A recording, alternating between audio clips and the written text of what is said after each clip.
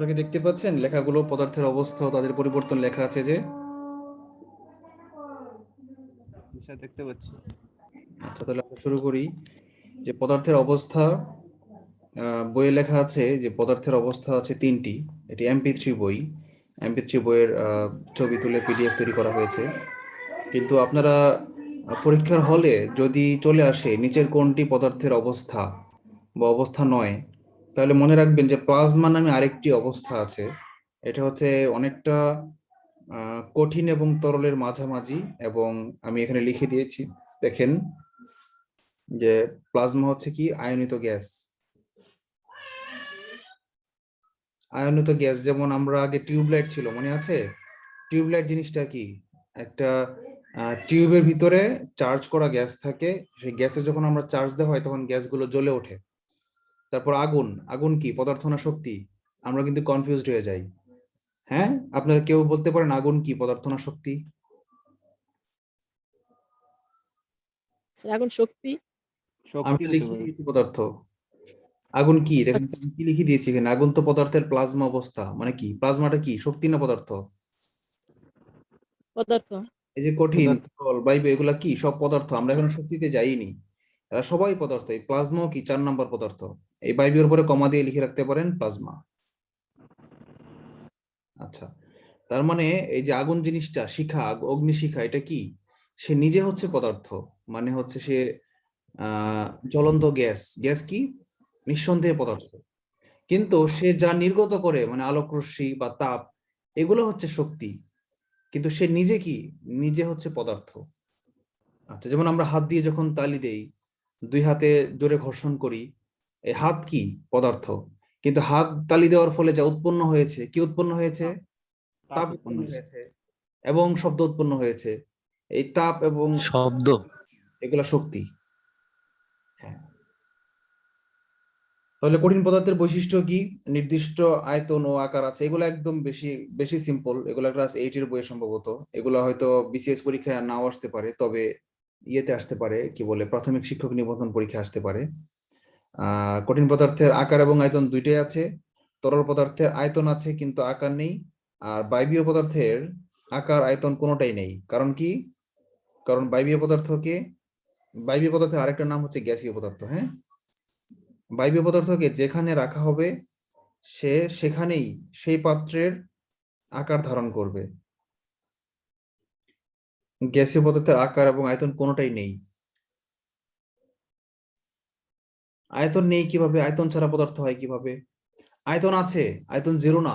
মনে রাখবেন, গ্যাসীয় পদার্থের এটা অ্যানালাইটিক্যাল কোশ্চেন, যেটা বইয়ে লেখা নাই। বইয়ে রিডিং করা বাদ দেন, আমার কথা শুনেন। গ্যাসীয় পদার্থের আয়তন জিরো না, কিন্তু গ্যাসীয় পদার্থের আয়তন আছে, কিন্তু সে আয়তনটা নির্দিষ্ট না, অনির্দিষ্ট। অনির্দিষ্ট কেমন? ধরেন কিছু সংখ্যক বাতাসকে ফুদিয়ে যদি আপনি একটা বেলুনের ভিতরে রাখেন, তাহলে সে সেই বেলুনের আয়তন ধারণ করবে। বেলুনটাকে যদি আপনি চাপ দিয়ে সংকুচিত করে ফেলেন, তাহলে সে সেই কম আয়তনই ধারণ করবে। আর বেলুনটাকে যদি আপনি বাইরে দিয়ে কোনো কিছু দিয়ে সাকশন পাম্প দিয়ে বেলুনটাকে, বাতাস ভিতরে দিয়ে ফোলালেন না, বাইরে দিয়ে টান দিয়ে বেলুনটাকে বড় করে দিলেন, ফুলিয়ে দিলেন, কি হবে বলেন তো? সেই বাতাসটা সম্পূর্ণ বেলুনটা জুড়েই থাকবে। মানে কি? আয়তন চেঞ্জ হয়ে যাচ্ছে। অর্থাৎ গ্যাসীয় পদার্থকে যে পাত্রেই রাখা হোক না কেন, সে সেই পাত্রের সম্পূর্ণ আয়তন দখল করবে। এই কথাটা কি বুঝতে পেরেছেন যে গ্যাসীয় পদার্থের আয়তন নেই? এই কথাটা কেন বলা হচ্ছে? আয়তন আছে। মানে স্যার অবস্থা ভেদে তার আয়তন পরিবর্তন করবে না স্যার? রাইট। গ্যাসীয় পদার্থের আয়তন আছে, কিন্তু সেটা সুনির্দিষ্ট নয়, এটা বলা হয়েছে। আচ্ছা, আমরা একটু আগাই।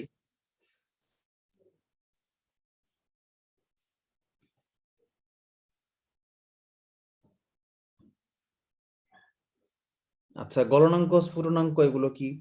গলনাঙ্ক রিডিং পড়া দরকার নেই। আপনারা রিডিং পড়লে আমার কথা মনোযোগ দিতে পারবেন না। রিডিং আপনারা যেহেতু PDF শিটটা আপনাদের কাছে আছে, আপনারা রিডিং পড়েও নিতে পারবেন। আপাতত আপনারা আমার কথাগুলো, আচ্ছা 1 মিনিট একটু ওয়েট করেন, আমি দেখি অন্য কোনো বেটার কোনো ওয়েতে আমি স্ক্রিন শেয়ার করা যায় কিনা।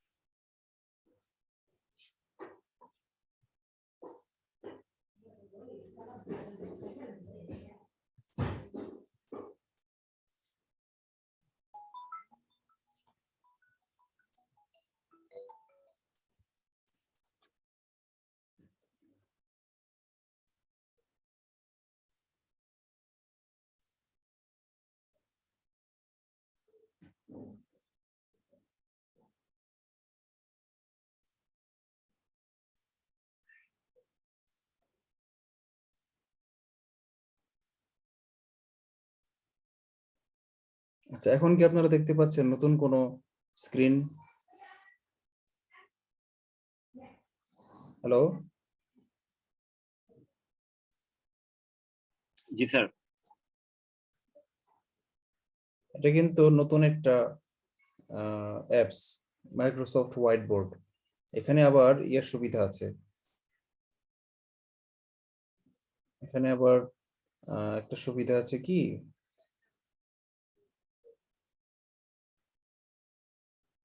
এটা সেভ থাকবে, বুঝছেন? এই লেখাগুলো, এই দাগগুলো সেভ থাকবে, ফলে আমি যে দাগিয়ে দিচ্ছি এগুলো থাকবে পরবর্তীতে। আমি এটাকে এখানে লিখি যে পদার্থ তিনটি অবস্থায় থাকতে পারে।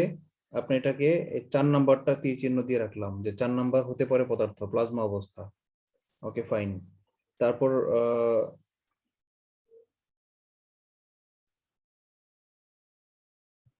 পরে আমরা কি পড়েছিলাম যে গলনাঙ্ক স্ফুটনাঙ্ক, এই পুরোটা পৃষ্ঠা আমার পড়ার দরকার নেই, যেটুকু দাগ দিব শুধু সেটুকু মনে রাখলেই চলবে। যেমন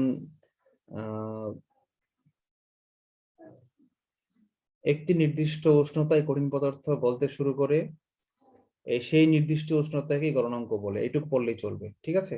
পুরোটা প্যাসেজ আপনাদের পড়ার দরকার নেই।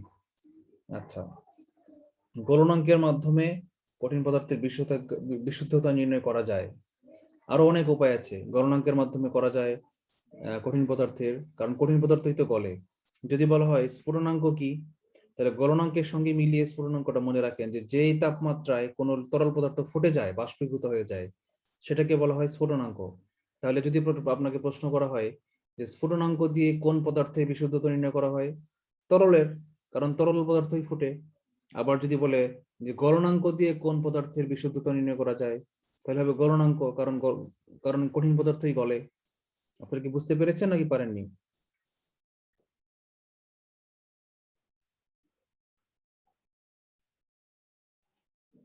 ওই তাপমাত্রাকেই স্ফুটনাঙ্ক বলে। আচ্ছা, এখন এই লাইনটা লেখা নাই যে গলনাঙ্কের মাধ্যমে কঠিন পদার্থের বিশুদ্ধতা নির্ণয় করা যায়, এই লাইনটা এই প্যাসেজে লেখা নাই। কিন্তু এটা কি আপনারা বুঝতে পারছেন না যে স্ফুটনের মাধ্যমে তরল পদার্থের বিশুদ্ধতা নির্ণয় করা যায়? পারছেন নাকি পারছেন না? জি স্যার, পারছি। পারছেন, ওকে, ফাইন। একটু অ্যাডিশনাল ইনফরমেশন খাতায় লিখে রাখেন দ্রুত, শর্ট হ্যান্ড রাইটিং। সাংবাদিকরা যেভাবে লেখে না, যে একজন মন্ত্রী বক্তব্য দিয়ে যাচ্ছে, সাংবাদিক পুরোটা লিখে ফেলছে শর্টকাট টেকনিকে, আপনারা সেভাবে কিছু নোট করেন। সেটা কি, যে পদার্থের বিশুদ্ধতা নির্ণয়ের জন্য গলনাঙ্ক স্ফুটনাঙ্ক ছাড়াও আরেকটা উপায় আছে। সেটা কি? অনেক উপায় আছে, ক্রোমাটোগ্রাফি আছে, এগুলো আপার লেভেলে, ওগুলো আসবে না, ইম্পর্টেন্ট না। আপনাদের জন্য ইম্পর্টেন্ট সেটা হচ্ছে আপেক্ষিক গুরুত্ব। আপেক্ষিক গুরুত্ব লিখে ব্র্যাকেটে লিখে রাখেন ঘনত্বের আরেকটি প্রকাশ, ঘনত্বের অন্যরকম প্রকাশ। আপেক্ষিক গুরুত্ব অনেকটা ঘনত্বের মতো একটা জিনিস, এক্স্যাক্টলি ঘনত্ব মানে আপেক্ষিক গুরুত্ব না, তবে আপেক্ষিক গুরুত্ব মানেই ঘনত্বের মতোই, যার ঘনত্ব বেশি তার আপেক্ষিক গুরুত্ব বেশি। আচ্ছা, আমরা ইয়েতে যাই, ঊর্ধ্বপতনটা শিখি। আচ্ছা, ঊর্ধ্বপতনের যে উদাহরণ, এইটা দ্বারা কি তরল এবং কঠিন দুইটা পদার্থের বিশুদ্ধতা নির্ণয় করা যাবে? Right right. আপেক্ষিক গুরুত্ব রায়হান কিন্তু খুব ইম্পর্টেন্ট একটা কোশ্চেন করেছে, পরীক্ষা আসলো, নিচের কোন পদার্থের কোন বৈশিষ্ট্যটি দিয়ে কঠিন তরল বায়বীয় সকল প্রকার পদার্থের বিশুদ্ধতা নির্ণয় করা যায়? অপশনে আছে কি গলনাঙ্ক, অপশনে আছে কি স্ফুটনাঙ্ক, অপশনে আছে কি সান্দ্রতা, অপশনে আছে কি আপেক্ষিক গুরুত্ব। আনসার কোনটা হবে? আপেক্ষিক গুরুত্ব হবে। রাইট। এই জিনিসটা কি সবাই বুঝতে পেরেছেন? আপেক্ষিক গুরুত্ব আমি কিন্তু এটা পরীক্ষায় দিব, ক্লাস টেস্ট নেবো না, আমি কিন্তু এটা দিব। আচ্ছা, আপনারা সবচেয়ে ভালো হয় ইংলিশ টার্মগুলো একটু শিখে রাখবেন। ইংলিশ টার্মগুলো আপনাদের মেন্টাল এবিলিটির অ্যানালজি পরীক্ষায় খুব কাজে লাগে, এবং কোনো কোনো জায়গায় জীবনে কোনো না কোনো জায়গায় ইংলিশ টার্মগুলো কাজে লাগবেই, মনে রাখবেন। যে সাবলিমেশন একটা নাউন, ঊর্ধ্বপাতন, পরের টপিকটা দেখেন। সাবলিমেশন মানে হচ্ছে ঊর্ধ্বপাতন, আর নাউন এটার ভার্ব কি হবে রাহেন বলো তো?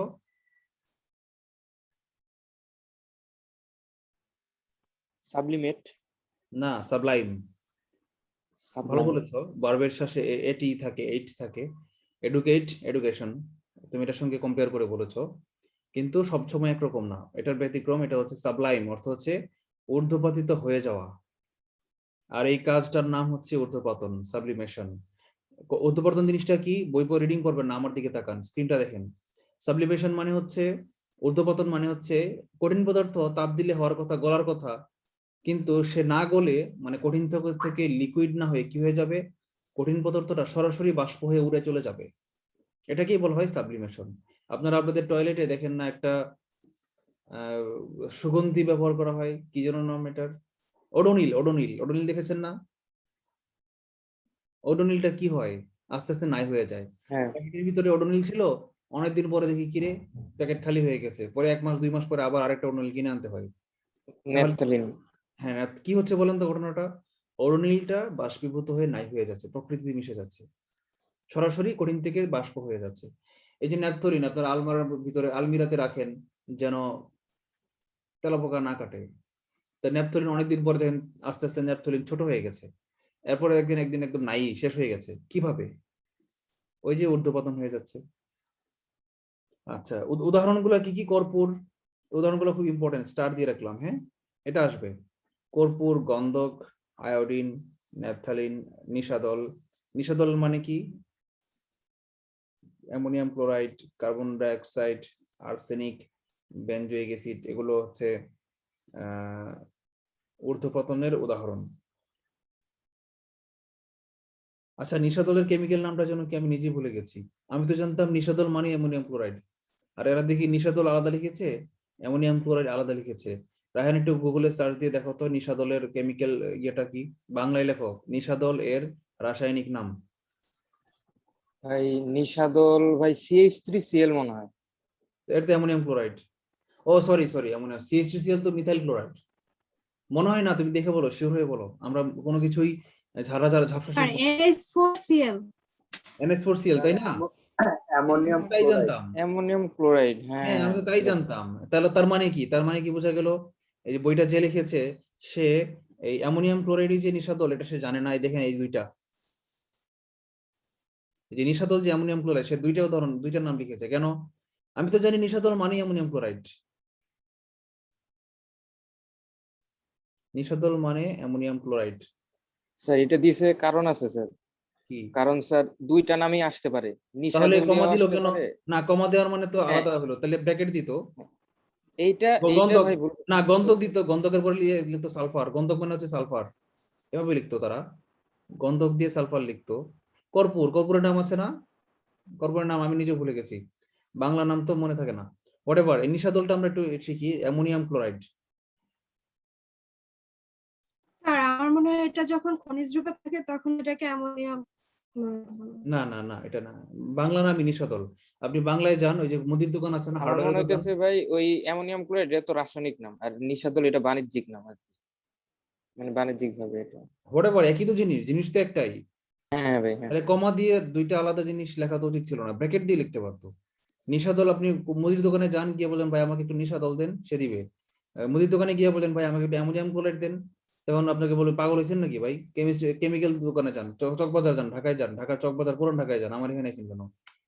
ঠিক আছে, মুদির দোকানে গিয়ে আপনি অ্যামোনিয়াম ক্লোরাইড চাইলে আপনার পিটাবে, বলবে সায়েন্টিস্ট মাথা ঘুরে ল্যাবরেটরি থেকে দড়ি ছিঁড়ে আসছে, আইসা আমার কাছে দোকানে আইসা, মুদির দোকানে আইসা অ্যামোনিয়াম ক্লোরাইড চায়, পাগল নাকি? আচ্ছা, এবার আমরা আরো ভালো হবে যে দোকানে যায় যদি বলি NH4Cl দেন তো। তাহলে বলবে সে পাবনা থেকে আসছে কনফার্ম। আচ্ছা, আমরা একটু কেমিক্যাল স্ট্রাকচারটা লিখি, NH4Cl, হ্যাঁ, NH4Cl, এই NH4 মানে হচ্ছে অ্যামোনিয়াম মূলক অ্যামোনিয়াম, আর সিএল মানে হচ্ছে ক্লোরাইড, অ্যামোনিয়াম ক্লোরাইড। আচ্ছা, আমরা একটু আগাই। বলেছে কোনটি পদার্থ নয়, এটা এখানে বলার কিছু নাই। এখানে আলো যে শক্তি, আলো যে পানি না, সরি, আলো যে পদার্থ না, এটা আমরা সবাই বুঝিয়ে পড়ার দরকার নাই। এটা কিন্তু পরীক্ষায় আসে, দেখেন কোনটি পদার্থ, বাতাস পদার্থ পাই গেছে, আর পড়ার দরকার নাই। তাই যে তার মানে কি, যে তাপ, বিদ্যুৎ, আলো, শব্দ, এগুলা কি শক্তি? আলো, বিদ্যুৎ, শব্দ, শব্দ আমি লিখে রাখি, শব্দ। আর কি আছে শক্তির উদাহরণ দেন আরো কয়েকটা। তাপ, বিদ্যুৎ, শব্দ,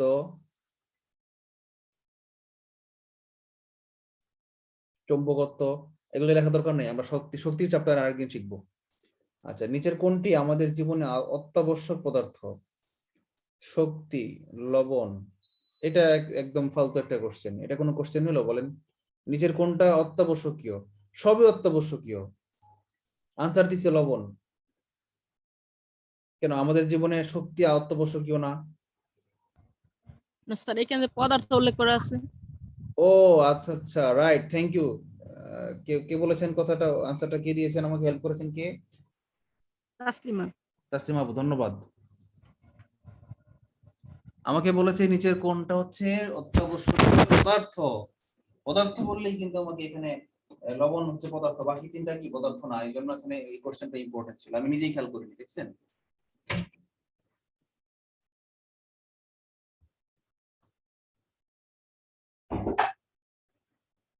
মানুষ মাত্রই ভুল হয়, টু ইট ইজ হিউম্যান, তাই না? না ভাই, ম্যান ইজ মর্টাল। আচ্ছা, হ্যাঁ রাইট, ম্যান ইজ মডেল অর্থ হচ্ছে মানুষ মাত্রই ভুল হয়। আচ্ছা, তারপর আমরা একটু দেখি, একটু আগাই সামনে। তাপ এক ধরনের শক্তি, এটা বলার কিছু নাই, ব্যাখ্যা করার কিছু নাই, তাপ শক্তি আমরা সবাই জানি।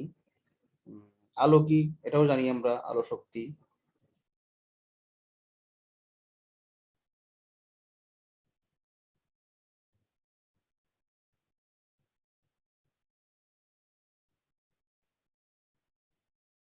আচ্ছা দেখেন, এটা কিন্তু একটা ইম্পর্টেন্ট কোশ্চেন, এটা আপনার আনসারটা আগে দেখবেন না। when heat is applied, যখন তাপ প্রয়োগ করা হয়, the following directly transforms into vapor. vapor মানে কি বলেন তো? বাষ্প। রাইট, আপনারা জানেন, দেখা যায় সবই বাষ্প। নিচের কোনটাকে তাপ দিলে সরাসরি বাষ্পে পরিণত হয়?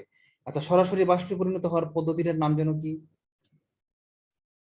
ঊর্ধ্বপাতন। রাইট, ঊর্ধ্বপাতন। সাবলিমেশন। নিচের কোনটা বলেন তো? নামটা খুব সুন্দর। আমরা তো পড়েছিলাম নেপথালিন, মনে আছে? ইয়া, নেপথালিন হচ্ছে কি, ঊর্ধ্বপতন হয়, সাবলাইম হয়। আচ্ছা, আর বাকিগুলা কি হয় বলেন তো? গোল্ডকে তাপ দিলে কি হবে বলেন তো? গোল্ড, জিঙ্ক, লিথিয়াম, তরল হয়ে যাবে। কি হবে? গলে তরল হয়ে যাবে। রাইট, এরা তরল হয়ে যাবে, সরাসরি বাষ্প হবে না, লিকুইড হয়ে যাবে। আচ্ছা, পদার্থের শ্রেণী বিভাগ, এরা দেখেছি কি পদার্থ, পদার্থের শ্রেণী বিভাগ বলতে কোনো অ্যাবসলিউট বলতে কোনো কথা নাই, পদার্থকে অনেকভাবে ক্লাসিফাই করা যায়। এখানে তারা ক্লাসিফিকেশনটা করেছে কোন ভিত্তিতে, পদার্থকে শ্রেণী বিভাগ করেছে কোন ভিত্তিতে? সে তার উপস্থিতির, মানে পদার্থের উপস্থিতির ভিত্তিতে, এক পদার্থ আছে নাকি একাধিক পদার্থ মিশ্রিত আছে, তার উপর ডিপেন্ড করে পদার্থকে তারা শ্রেণী বিভাগ করেছে। কি কি তারা লিখেছে? মিশ্রণ এবং খাঁটি বস্তু। কিন্তু মিশ্রণ যে আরো দুই প্রকার তারা লিখেনি, আমি লিখে দিয়েছি, দেখেন। মিশ্রণ হচ্ছে সমসত্ব এবং অসমসত্ব, আপনারা কি দেখতে পাচ্ছেন সমসত্ব লেখাটা? Yep. হ্যাঁ, এই যে মিশ্রণ দুই প্রকার, হ্যাঁ, সমসত্ব মিশ্রণ, অসমসত্ব মিশ্রণ। আবার বলেছে কি যে খাঁটি বস্তু, খাঁটি বস্তু। আচ্ছা, মনে করেন আপনার আছে কি পানি, আপনার কাছে কি কি দেওয়া হলো, আপনার কাছে কয়েকটা উপাদানের নাম বলি, লিখি আমরা এখানে, হ্যাঁ। কি কি দেওয়া হলো? পানি দেওয়া হলো, ছোট করে লিখছি, পানি। হাইড্রোজেন দেওয়া হলো, H4 হাইড্রোজেন, O4 অক্সিজেন দেওয়া হলো,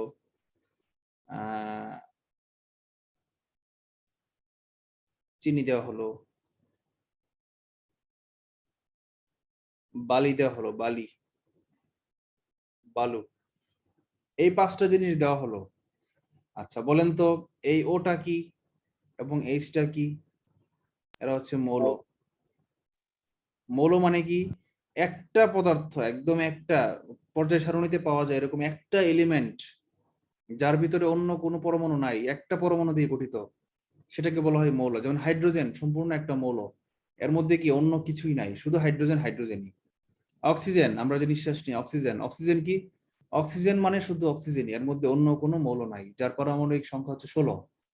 আচ্ছা, কিন্তু হাইড্রোজেন আর অক্সিজেন দুইটা মৌলিক পদার্থ। মৌলিক পদার্থ মানে কি? যেসব পদার্থকে ভাঙলে আলাদা অন্য কোনো পদার্থ পাওয়া যায় না, এটাকে মৌল বলা হয়, যেমন হাইড্রোজেন অক্সিজেন। এখন যদি হাইড্রোজেন আর অক্সিজেন মিলে একটা নতুন কোনো পদার্থ উৎপন্ন করে, হাইড্রোজেন আর অক্সিজেন মিলে কি উৎপন্ন করে বলেন তো? পানি। অনেক কিছু উৎপন্ন করে, পানি উৎপন্ন করে, হাইড্রোজেন পারঅক্সাইড উৎপন্ন করে, আর কি করে? আর অনেক কিছু করে। এত কিছু জানার দরকার নেই, আমরা পানি দিয়ে থাকি, সহজেই থাকি। এখন হাইড্রোজেন আর অক্সিজেন মিলে যখন পানি উৎপন্ন করবে, পানির সংকেতটা কি? H2O। টু মানে কি? দুইটা হাইড্রোজেন একটা অক্সিজেন। তাহলে পানিটা কি? যৌগ। পানিটা হচ্ছে কি? যৌগ। আচ্ছা, এই অক্সিজেন আর হাইড্রোজেন হচ্ছে মৌল, পানিটা হচ্ছে যৌগ। আচ্ছা, চিনিটা কি? আরেকটা যৌগ। চিনি এবং বালি এরা উভয়ই কি? যৌগ। বালির সংকেত হচ্ছে সিলিকন ডাইঅক্সাইড, SiO2, এই জন্য যৌগ। কিন্তু যদি বলো তো অনলি সিলিকা, সিলিকাও কিন্তু বালি, তাহলে কিন্তু আবার বালি মানে শুধু মৌল হয়ে যেত। আমি ধরে নিলাম মাটিতে যে পাওয়া যায় পুরানো বালি, সিলিকন ডাইঅক্সাইড, আরো অনেক অপদ্রব্য থাকে, এই জন্য আমি এটাকে যৌগ ধরে নিলাম। এখন এই মৌল শিখলাম আমরা, যৌগ শিখলাম আমরা, এখন আমরা বলি মিশ্রণ কি? মিশ্রণ কি আর খাঁটি বস্তু কি? খাঁটি বস্তু, আচ্ছা মিশ্রণ পরে শিখি, আগে খাঁটি বস্তুটা বলি। ধরেন আমি নিলাম পানি, শুধু পানি নিলাম, পানিটা কি? পানির মধ্যে অন্য কিছু মিশালাম না, তাহলে কি এটা খাঁটি? ধরেন আমি শুধু হাইড্রোজেন নিলাম, এটা কি খাঁটি নাকি মিশ্রণ? খাঁটি। একটা যৌগ বা একটা মৌল, সেটা একটা মৌল হইতে পারে, যেখানে খাঁটি বস্তু মানে মৌল হইতে পারে, যৌগ হইতে পারে, সে কি?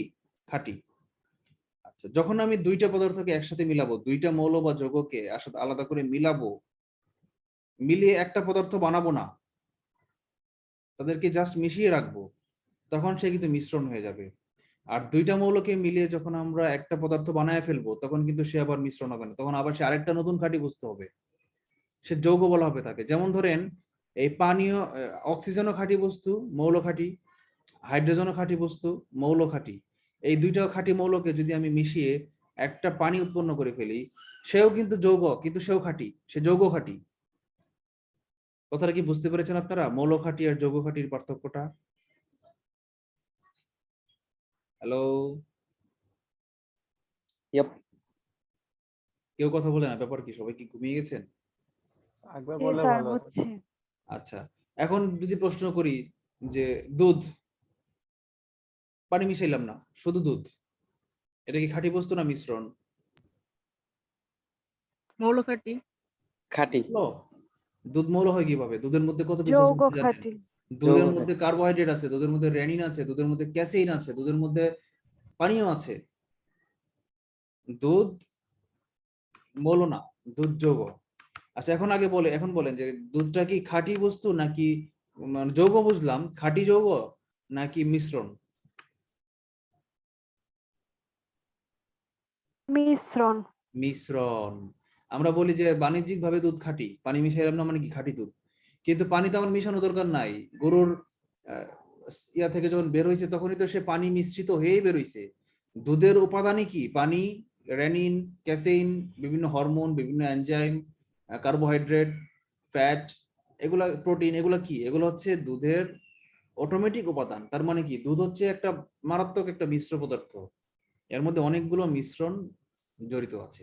তাহলে আশা করি খাঁটি বস্তু আর মিশ্রণের পার্থক্য আপনারা বুঝলেন। এখন মনে করেন এই পানির মধ্যে যদি আমি চিনি দেই, পানি আর চিনি মিলে ঘোটা দেই, ঘোটা পর্যন্ত আপনারা স্টিয়ারিং নাড়ানো, পানির মধ্যে চিনি দিয়ে ঘোটা দিলাম একটা গ্লাসের ভিতরে নিয়ে, আর একটা গ্লাসে পানির মধ্যে বালি নিয়ে ঘোটা দিলাম। এই দুইটা কি হলো বলেন তো? এই দুইটা কিন্তু এখন আর খাঁটি বস্তু নাই, এরা কি হয়ে গেল? মিশ্রণ হয়ে গেল। আচ্ছা, মিশ্রণ আবার দুই প্রকার, কি কি? একটা হচ্ছে সমসত্ব মিশ্রণ, আর একটা হচ্ছে অসমসত্ব মিশ্রণ।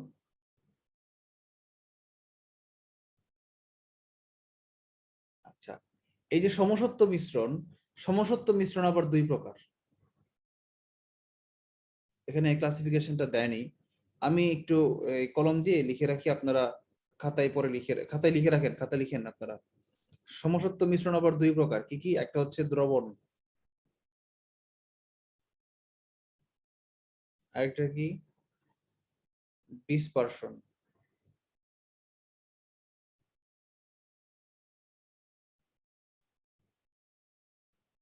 ডিসপারশনের নিচে ব্র্যাকেটে লিখে রাখেন সাসপেনশন। রায়হান বলো এগুলা কি? ডিসপারশন, সাসপেনশন, এগুলা কি? স্যার মানে কি? এগুলো তো মিশ্রণই, মানে আপনি কি বলতে আর চাচ্ছেন? মানে পদক্ষেপ না না, পদক্ষেপ না। না না না, তুমি টেক্সটাইল ইঞ্জিনিয়ারিং এর ভাষায় বলো, ডিসপারশন, সাসপেনশন এগুলো পড়ো নাই টেক্সটাইলে? হ্যাঁ হ্যাঁ, এটা তো ভাই পড়ছিলাম।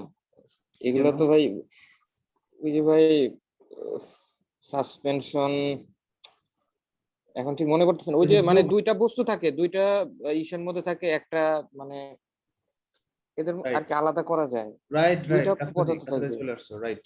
ওই যে আমরা ওই যে কলয়েড দুইটা কণা, কলয়েড কণা কলয়েডের মতো, এগুলো রাইট কিছু আছে, রাইট রাইট। এরকম টাইপের কিছু আছে। আচ্ছা, আমরা এখন বলি, শুনেন। বিষয় হচ্ছে যে মিশ্রণ তো দুই প্রকার, একটা হচ্ছে সমসত্ব মিশ্রণ, একটা অসমসত্ব মিশ্রণ। বই আপনারা রিডিং পরে পড়বেন, আগে এক কথা জিনিস বুঝেন। সমসত্ব মিশ্রণ কি? সমসত্ব মিশ্রণ মানে হচ্ছে এমন একটা মিশ্রণ যেখানে ওই দুইটা উপাদান, যে দুইটাকে মিশানো হয়েছে, দুইটা উপাদান সব জায়গায় সমানভাবে বিস্তৃত হয়ে থাকবে।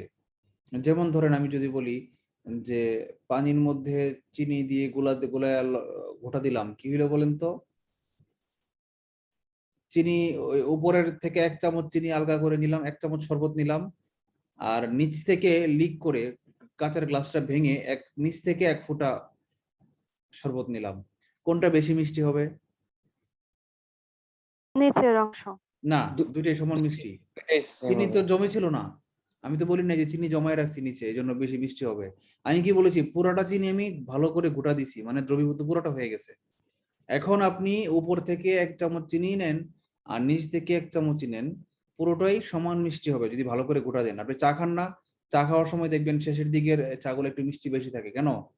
কারণ চাটা ভালোভাবে নাড়ানো হয় নাই, নিচে একটু চিনি বাড়তি ছিল এই জন্য। ভালোভাবে যদি আপনি নাড়ানি দেন তাহলে কিন্তু উপরের অংশ আর নিচের অংশ মিষ্টি সমানই লাগবে। তাহলে এই যে মিশ্রণটা, এটা কি? সমসত্ব মিশ্রণ। সমসত্ব সমস্যা। মানে কি? যেই জায়গায়, যে মিশ্রণে সব জায়গায় সমান পরিমাণে উভয় পদার্থ থাকে। আর অসমসত্ব কি? যেই জায়গায় সমানভাবে নাই। যেমন পানির মধ্যে যদি বালি দিয়ে ঘোটা দেন, কি হবে বলেন তো? নিচের দিকে বালি জমে থাকবে বেশি, উপর দিকে পানি থাকবে বেশি। তাইলে কি পানি এবং বালির মিশ্রণটা কি? অসমসত্ব মিশ্রণ। তাহলে কি সমসত্ব এবং অসমসত্ব মিশ্রণ, এই দুইটা পার্থক্য আপনারা বুঝেছেন? হ্যাঁ জি ভাই, আচ্ছা, তো এবার এটা আমরা বলি, এইভাবেও তো ভাই বলা যায় যে এই সমসত্ব মিশ্রণের উপাদানগুলোকে সহজে আলাদা করা যাবে না, বাট অসমত্বটাকে আলাদা আলাদা করা যাবে। এভাবে চিন্তা করা যায়। আমার একটা প্রশ্ন আছে। হ্যাঁ, প্রশ্ন বলেন। স্যার, আমার ওই যে পঞ্চগড়ের যে চাটা পাওয়া যায় মিনা চা, এটার সাথে রিলেটেড কিনা আমি জানি না, আমি খাই নাই, দেখারও সৌভাগ্য হয়নি। ওখানে নাকি 5 না 7টা স্তর পড়ে, ওটা কি এই থিওরিতে করা হয় নাকি অন্যভাবে? হ্যাঁ, এটা এই থিওরিতে করা হয় অনেকটা। বিষয় হচ্ছে যে আপনার পানির মধ্যে তেল ভাসে না ডুবে? ভাসে। ভাসে। পানির মধ্যে ধরেন আমি কেরোসিন তেল ঢেলে দিলাম, কেরোসিন তেল উপরে ভাসছে। কেরোসিন তেলের চেয়ে হালকা আরেকটা তেল আছে, নাম হচ্ছে পেট্রোল। তাহলে পেট্রোল দিলে কি হবে? কেরোসিনের উপরে পেট্রোলও ভাসবে। পেট্রোলের চেয়ে হালকা আরেকটা তেল আছে, নাম হচ্ছে অকটেন। আরো উপরে যদি অকটেন ঢেলে দিলে কি হবে বলেন তো?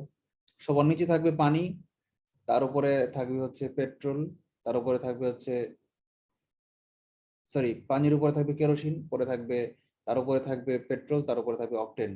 এখন যদি এখানে আমি একটু সয়াবিন তেল ঢেলে দিই, তাহলে সয়াবিন তেল হচ্ছে পেট্রোল, কেরোসিন, অকটেন সবগুলোর চেয়ে ভারী, কিন্তু পানির চেয়ে হালকা। তাহলে কেরোসিন, তাহলে সয়াবিন তেলটা কি করবে বলেন তো?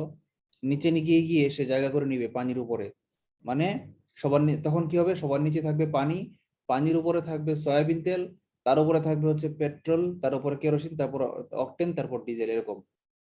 এই যে লেয়ার, এটা কি ঘনত্বের উপর ডিপেন্ড করছে।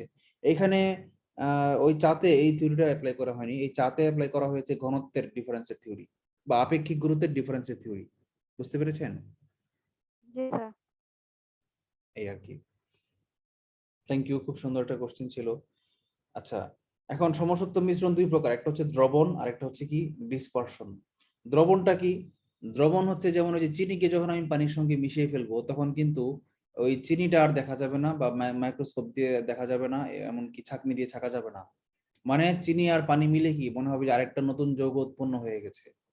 আসলে নতুন যৌগ উৎপন্ন হয়নি, হয়তো তারা রাসায়নিক বন্ধন করেছে। মানে আণবিক পর্যায়ে যখন বিক্রিয়া করে বা রাসায়নিক বন্ধন তৈরি যখন করে দুইটা মিশ্রণের দুইটা আলাদা পদার্থ, তখন সেটাকে বলা হয় দ্রবণ। আর যখন আণবিক পর্যায়ে কোনো রাসায়নিক বন্ধন তৈরি করে না বা বিক্রিয়া করে না, তখন তাকে বলা হয় কি ডিসপারশন। এখন বলেন তো, এই অসমসত্ব মিশ্রণে রাসায়নিক বিক্রিয়া করে নাকি করে না? করে না। করে না। অসমসত্ব মিশ্রণে রাসায়নিক বিক্রিয়া করে না, ডিসপারশনেও রাসায়নিক বিক্রিয়া করে না। তাহলে ডিসপারশন আর অসমসত্ব মিশ্রণ কি একই জিনিস হয়ে গেল না? পার্থক্য কি?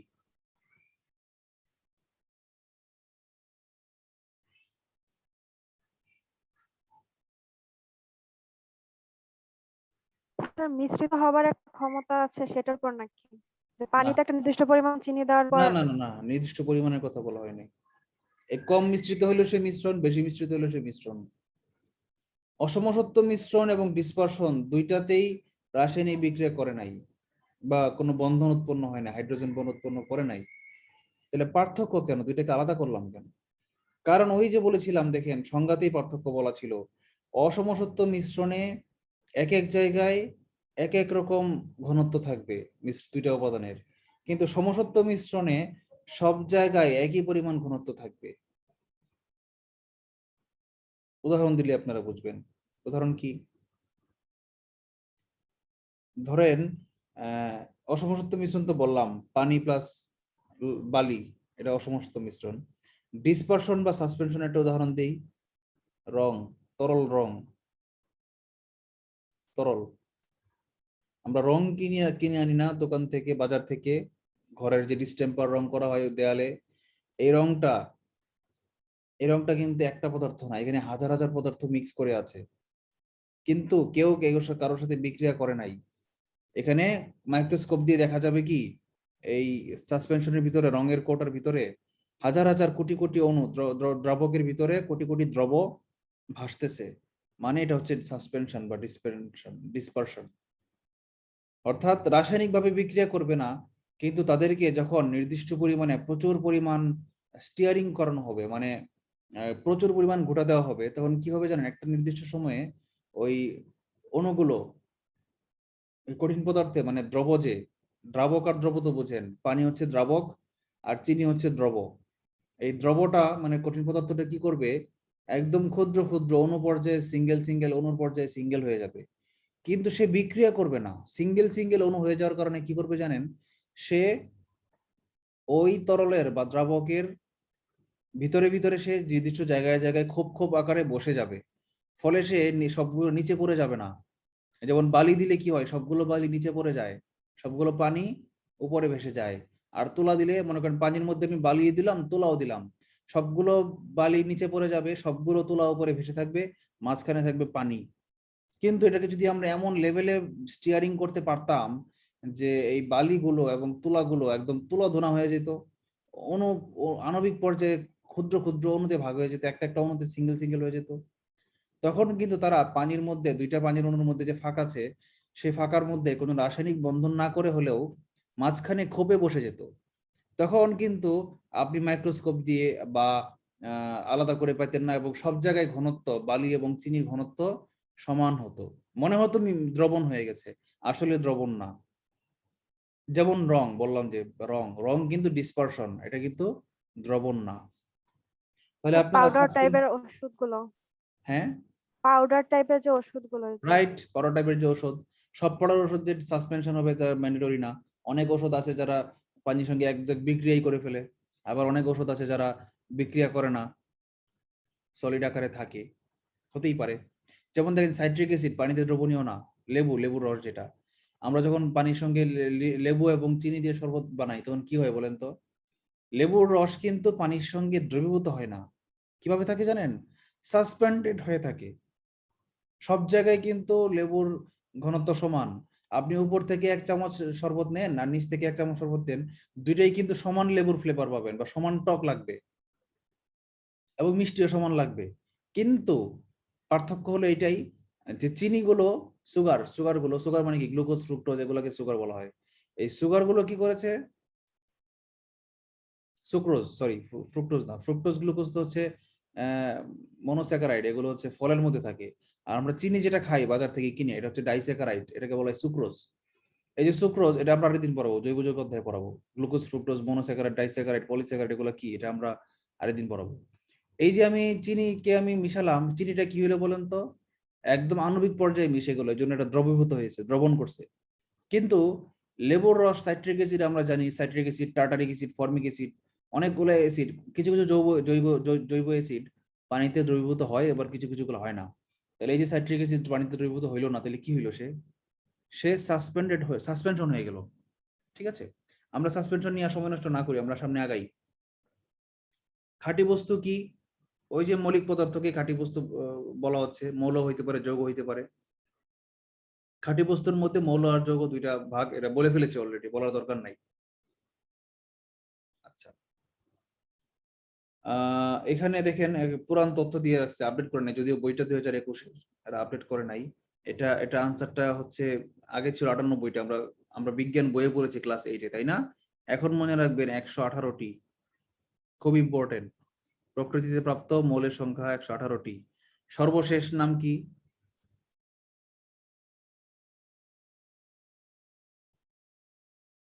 সর্বশেষের নাম কি কেউ পারেন? কেউ একজন বলেন দেখি।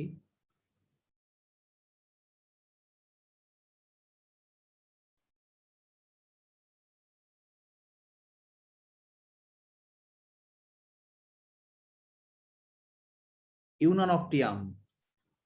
অক্টিয়াম মানে 8 আর ইউনান মানে 100, ইউনান অক্টিয়াম মানে 118। ঠিক আছে, 118 নম্বর। ঠিক আছে, সর্বশেষ 118 নম্বরটা এটা কি পর্যায় সারণীতে ইনক্লুডেড? হ্যাঁ, পর্যায় সারণীতে ইনক্লুডেড।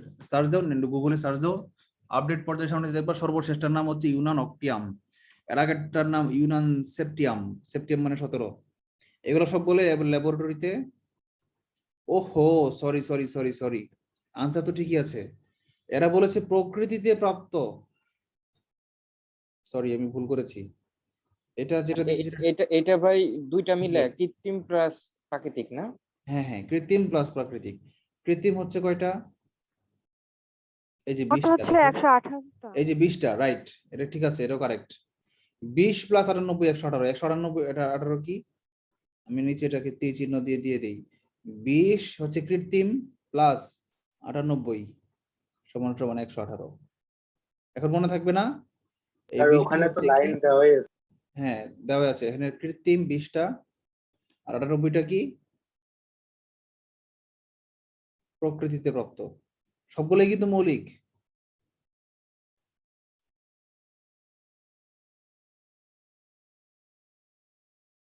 ঠিক আছে, আচ্ছা আপনাদের সাথে একটা অফ টপিক আলোচনা করি, আপনারা যেহেতু আমার কাছের মানুষ। 10 মিনিট স্কুল থেকে একজন রিপ্রেজেন্টেটিভ আমাকে ফোন করেছিলেন। তিনি বলছেন যে তাদের একটা, যেহেতু আমার চ্যানেলটা গ্রো করছে, মানে 29,900 এখন আমার সাবস্ক্রাইবার, 30,000 হয়ে যাচ্ছে খুব শীঘ্রই, হয়তো 6 মাসে এভাবে কন্টিনিউ করলে বা 6 মাস 1 বছরের মধ্যে লাখের উপরে উঠে যেতে পারে সাবস্ক্রাইবার।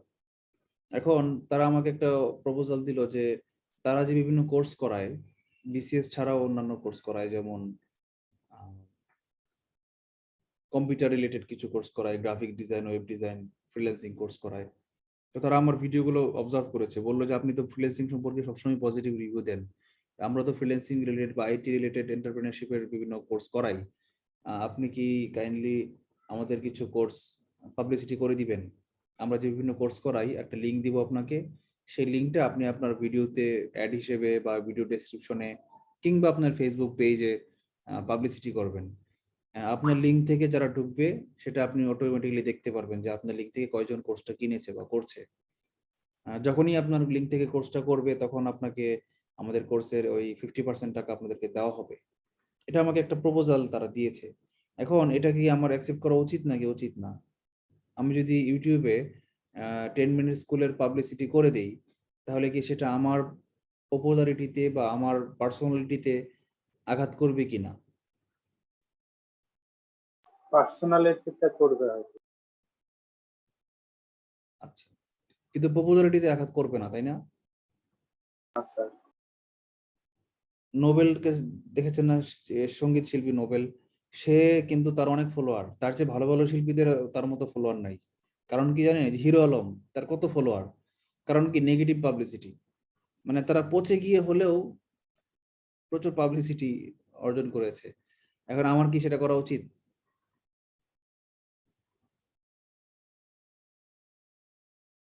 মানুষজন বলবে। স্যার আমার একটা প্রশ্ন ছিল। বলেন, প্রশ্ন বলেন।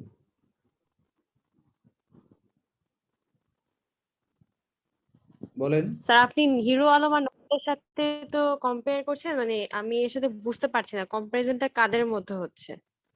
আমার মানে আমার ক্ষেত্রে আমি আমার একটু কি কনফিউজ, যেখানে না, আমি আসলে আমি কি নিজেকে নেগেটিভ পাবলিসিটি করে হিরো আলমের মতো বা নোবেলের মতো বা আরো যে অনেক বিসিএস লেভেলেও কিন্তু অনেকে আছে যারা নেগেটিভ আচ্ছা, পাবলিসিটিতে অনেক পপুলার হয়ে গেছে। স্যার আপনার, আমার মনে হয় আপনার অ্যান্সারটা আপনার কোয়েশ্চেনের মধ্যেই আছে।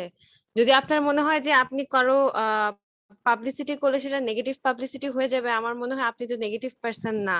আপনি ভালোই মানে অ্যাওয়্যার যে কোনটা করলে আপনার জন্য ভালো হবে। যদি নেগেটিভ পাবলিসিটি হয় সেক্ষেত্রে কেন জেনে বুঝে না, আমরা নেগেটিভ নেগেটিভের পাবলিসিটি দিকে হলে যাই? করব না, কিন্তু পাবলিসিটি নেগেটিভ হবে কিনা আপনাদের মতামত চাচ্ছি। কারণ আমি কিন্তু খারাপ জিনিসের মার্কেটিং করছি না। হিরো আলম আজে বাজে ছেলে মেয়ে এনে ড্যান্স করছে, আমি কিন্তু সেটাকে পাবলিসিটি করছি না। 10 মিনিট স্কুলের কোর্সগুলো ভালো। বাংলাদেশে এই মুহূর্তে কম্পিউটার রিলেটেড বা গ্রাফিক্স রিলেটেড যতগুলো কোর্স আছে এর মধ্যে কোডার্স ট্রাস্ট এবং 10 মিনিট স্কুল এর দুইজনই টপে আছে। এখন আমি যদি একটা কোচিং এর পাবলিসিটি করে দেই, তাহলে মানুষ এভাবে খারাপ নেবে না যে তারা খারাপ, যে এই আমার কথা বলবে না যে উনি খারাপ জিনিসটাকে ভালো বলে চালাচ্ছে, এটাও বলবে না। কিন্তু আমি যে অন্য একটা লোকের মার্কেটার হিসেবে কাজ করছি, মার্কেটিং করে দিচ্ছি, এটাকে মানুষজন কিভাবে নিবে? আমার ইউটিউব ফলোয়ার যারা আছে তারা এটাকে পজিটিভলি নিবে না নেগেটিভলি নিবে? এটা আপনাদের মতামত কি? আপনারা তো রিডার বা ভিউয়ারের দৃষ্টিতে বলেন, এটা জানতে চাচ্ছি। ধরেন আপনিই দেখলেন, আপনি আমার সবসময় আমার ভিডিও দেখেন, হঠাৎ করে একটা ভিডিও দেখলেন উনি বলছে কি যে আরেকটা কথা, ছোট্ট একটা অ্যাড দেই, আমার ভিডিওর ডেসক্রিপশন বক্সে একটা লিংক আছে, সেটা হচ্ছে 10 মিনিট স্কুলের এই কোর্সগুলোর লিংক। আপনি সেখানে ক্লিক করলে অনেকগুলো কোর্স আছে, গ্রাফিক্স, ওয়েব, আপনি যে কোনো একটা করতে পারেন। এই কথাটা আমি জাস্ট বলে দিলাম, এবং এতে হয়তো 500 জন মানুষ আমার ভিডিওটা দেখলে হয়তো 1 জন 2 জন 5 জন 10 জন হয়তো ক্লিক করে ভিডিওটা কিনলো। এই জিনিসটা যদি আমি করি, তাহলে আপনি যে ভিউয়ার হিসেবে দেখলেন, এতে কি আপনি আমাকে খারাপ ভাবলেন যে হ্যাঁ হ্যাঁ বুঝছি আরেকজনের টাকা খাইছে, টাকা খায় আরেকজনের মার্কেটিং করতেছে, এভাবে নিবেন নাকি কিভাবে নিবেন? এটা আমি বলতে জানতে চাচ্ছি। স্যার ইউটিউবের কন্টেন্ট ক্রিয়েটররা সবাই এরকম করে। আপনি যদি এখন নিজেকে কন্টেন্ট ভাবেন তাহলে তো সমস্যা নেই। ভাই এটা ভাই আপনার পুরাই ভাই একটা পার্সোনাল বিষয় ভাই। এখানে আমার আমার যেটা মনে হচ্ছে, এখানে আপনার কোনো ইয়া হবে না, আপনি আরেকজনের জাস্ট পাবলিসিটিটা করতেছেন। এখানে আপনার আপনার ভিডিওটা আমরা আমরা দেখবো কি, আপনি অবভিয়াসলি ম্যাথ রিলেটেড ভিডিও করেন। সো আমার ম্যাথ লাগবে, আমার ম্যাথের চাহিদা আছে যে আমার এই ভিডিওটা লাগবে ম্যাথের জন্য। সো আমি কিন্তু আসলে মেনলি আমার চাহিদাটা মেনলি পূরণ করবো আপনার ম্যাথ ভিডিওটা দেখেই। কিন্তু আপনি আবার ওখানে মাঝখানে আবার বলে দিবেন যে আপনি এই কোর্সটাও করতে পারেন, এটা ভালো আপনার জন্য। এখন এই ইন্টারেস্টেড নিয়ে সে যদি নেয়, এখানে মানে আপনি জাস্ট হ্যাঁ হেল্পিং হ্যান্ড হিসেবে কাজ করতেছেন, মানে মার্কেটিং হ্যান্ড হিসেবে কাজ করতেছেন। এখন এই ক্ষেত্রে আপনার মানে অনেকে ওই যে আপনি বলতে পারেন যে হ্যাঁ এটা ঠিক আছে, ভাবতে পারে যে এই স্যার ওই যে বুঝতে পারছি যেহেতু পাবলিসিটি করতেছে তার মানে ইয়া ওই টাকা তো অবভিয়াসলি কিছু পার্সেন্টেজ বিজনেস পাবে, করতে। ঠিক আছে। এটা ভাই এটা তো ভাবতে পারে, এটা অনেকেই ভাবতে পারে, কিন্তু এটা আপনি তো আরেক ক্ষেত্রে যদি পজিটিভলি ভাবি, তো আরেকজনের তো উপকারও তো করতেছেন। রাইট, উপকার হচ্ছে এর মাধ্যমে। ওনাদের যেহেতু পাবলিসিটি করতেছেন যে এখন যদি কোর্সটা কেউ কিনে, এখন এরকম যদি হইতো যে ওনাদের কোর্সটা খুবই খারাপ, জঘন্য, ভালো না, আহ, এইরকম ইসের ক্ষেত্রে আপনি যদি অ্যাডভার্টাইজমেন্টটা করতেন, তখন সেটা আর কি খারাপ হইতো। রাইট। এখন এখানে আপনি এইরকম হইতে পারেন যে আপনি নিজে একটু খোঁজ খবর নিয়ে দেখলেন না তারা কিরকম মেন্টর দিচ্ছে এবং তাদের আসলে কি কোয়ালিটি গুলো ভালো কিনা, যদি হয় ভালো, সেক্ষেত্রে আপনি এটা পাবলিসিটিটা করলেন। এটা যদি আপনি আরো আপনি যদি নিজেকে একদম বলেন যে না আমি সবার ভালো চাই, সেই হিসেবে যদি আপনি এরকম করেন, তো সেই ক্ষেত্রে আপনি নিজে আগে একটু যাচাই করতে পারেন, দেন আপনি পাবলিসিটি করেন। এখানে পাবলিসিটি করাটা খুব খারাপ হবে না বলে আমার ওদের আমার মনে কোর্সগুলো হয় না যে ভালো, এটা খারাপ আমি হবে। জানি, ওদের কোর্সগুলো ভালো। এটাই বললাম আর কি, এটা খারাপ হবার কথা না। এখন সবাই যদি, এখন আরেকজন যদি টাকার কথা চিন্তা করে যে টাকা পাবে, এখন আপনার কি টাকার অভাব আছে, মানে জিনিসটা এরকম আর কি, ঠিক আছে। হুম, এখন বাকিটা ইতিহাস। সেটাই। অ্যাকচুয়ালি দেখো, এই যে ইউটিউবটা আমি এত পরিশ্রম করে করছি, অন্যান্য ইউটিউবাররা ইউটিউব চ্যানেল খুলে মূলত ইনকাম করার জন্যই। মানে 30,000 সাবস্ক্রাইবার আছে এমন কোনো ইউটিউবার নাই যারা মান্থলি 10, 20, 30 হাজার টাকা ইনকাম করে না। কিন্তু আমার কিন্তু ইউটিউবে মনিটাইজেশন মাঝখানে একবার হয়েছিল। এখন ওই যে ভেরিফিকেশন করতে হয় না, কি কি করতে হয়, আমি কিন্তু এর পিছনে টাইম দিচ্ছি না। ইভেন এই ভিডিওগুলো আমি জাস্ট রেকর্ড করে ছেড়ে দিচ্ছি, এডিট করছি না, একটা ভালো কভার ফটো দিচ্ছি না, বা টাইমলাইন থাম্বনেইল দিচ্ছি না।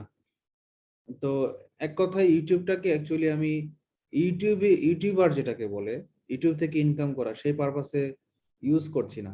আমি জাস্ট ক্লাসের রেকর্ডগুলো আপলোড দিচ্ছি যেন ছাত্ররা খুঁজে পায়, আমি যেন কোনো ছাত্রকে মিস হলে সেটা সরাসরি ইজিলি দিতে পারি এজন্য।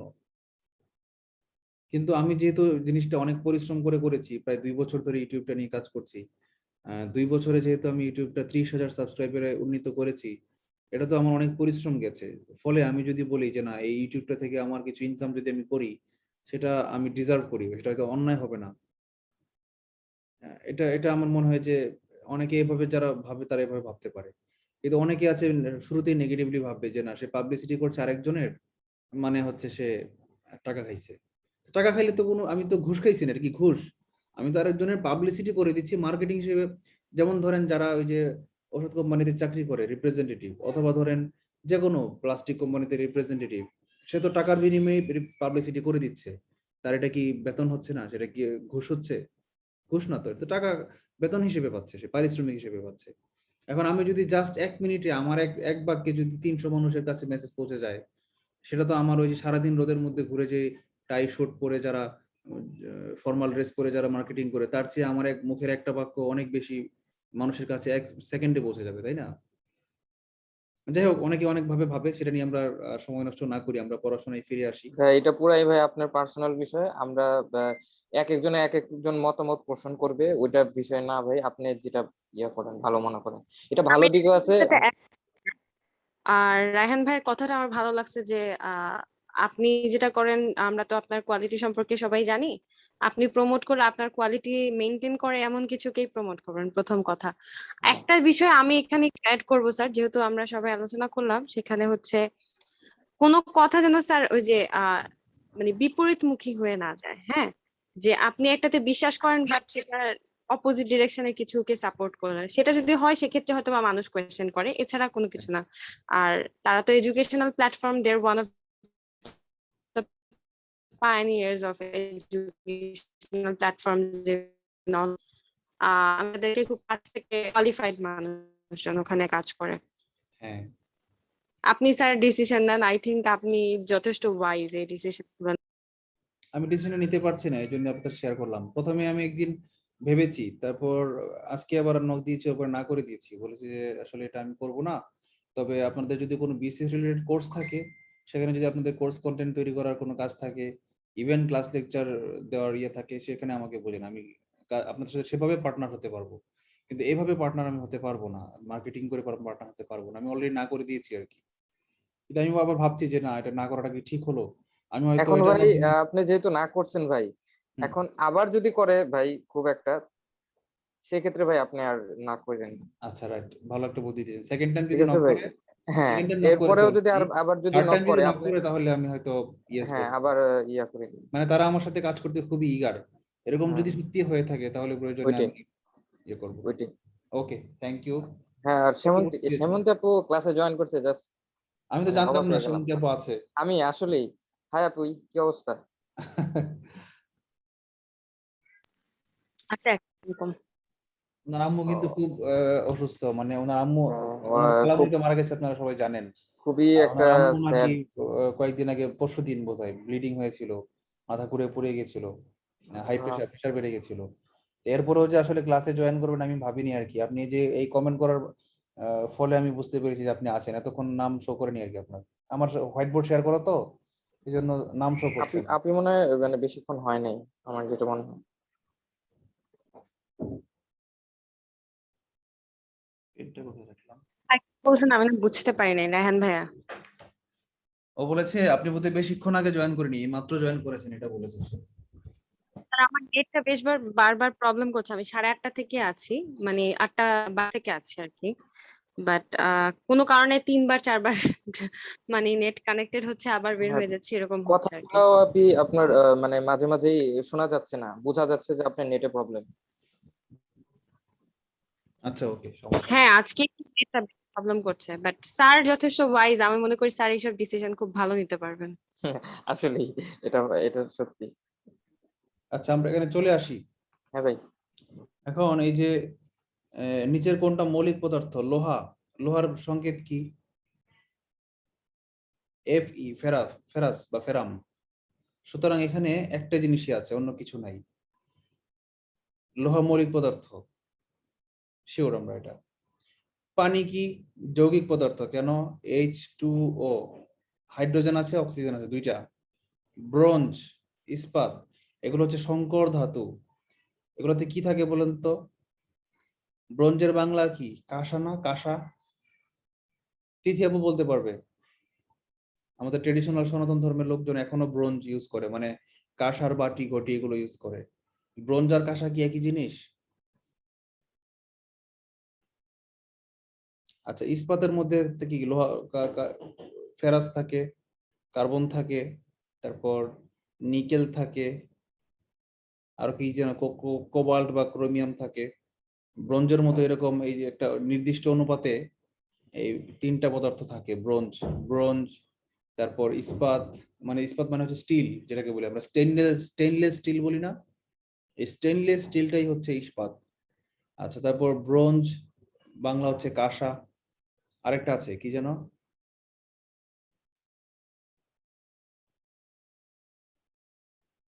না ওইটা না। ওই যে অলিম্পিকে যে পদক দেয়, কি কি পদক দেয়? গোল্ড মেডেল দেয়, ব্রোঞ্জ মেডেল দেয়, সিলভার মেডেল দেয়, তাই না?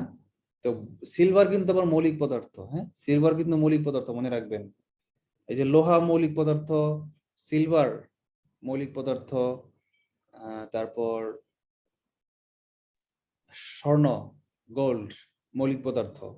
কিন্তু যখন দুইটা তিনটা মিলে একটা তৈরি করা হবে, যেমন ব্রোঞ্জ, ইস্পাত, এরা কি যৌগ।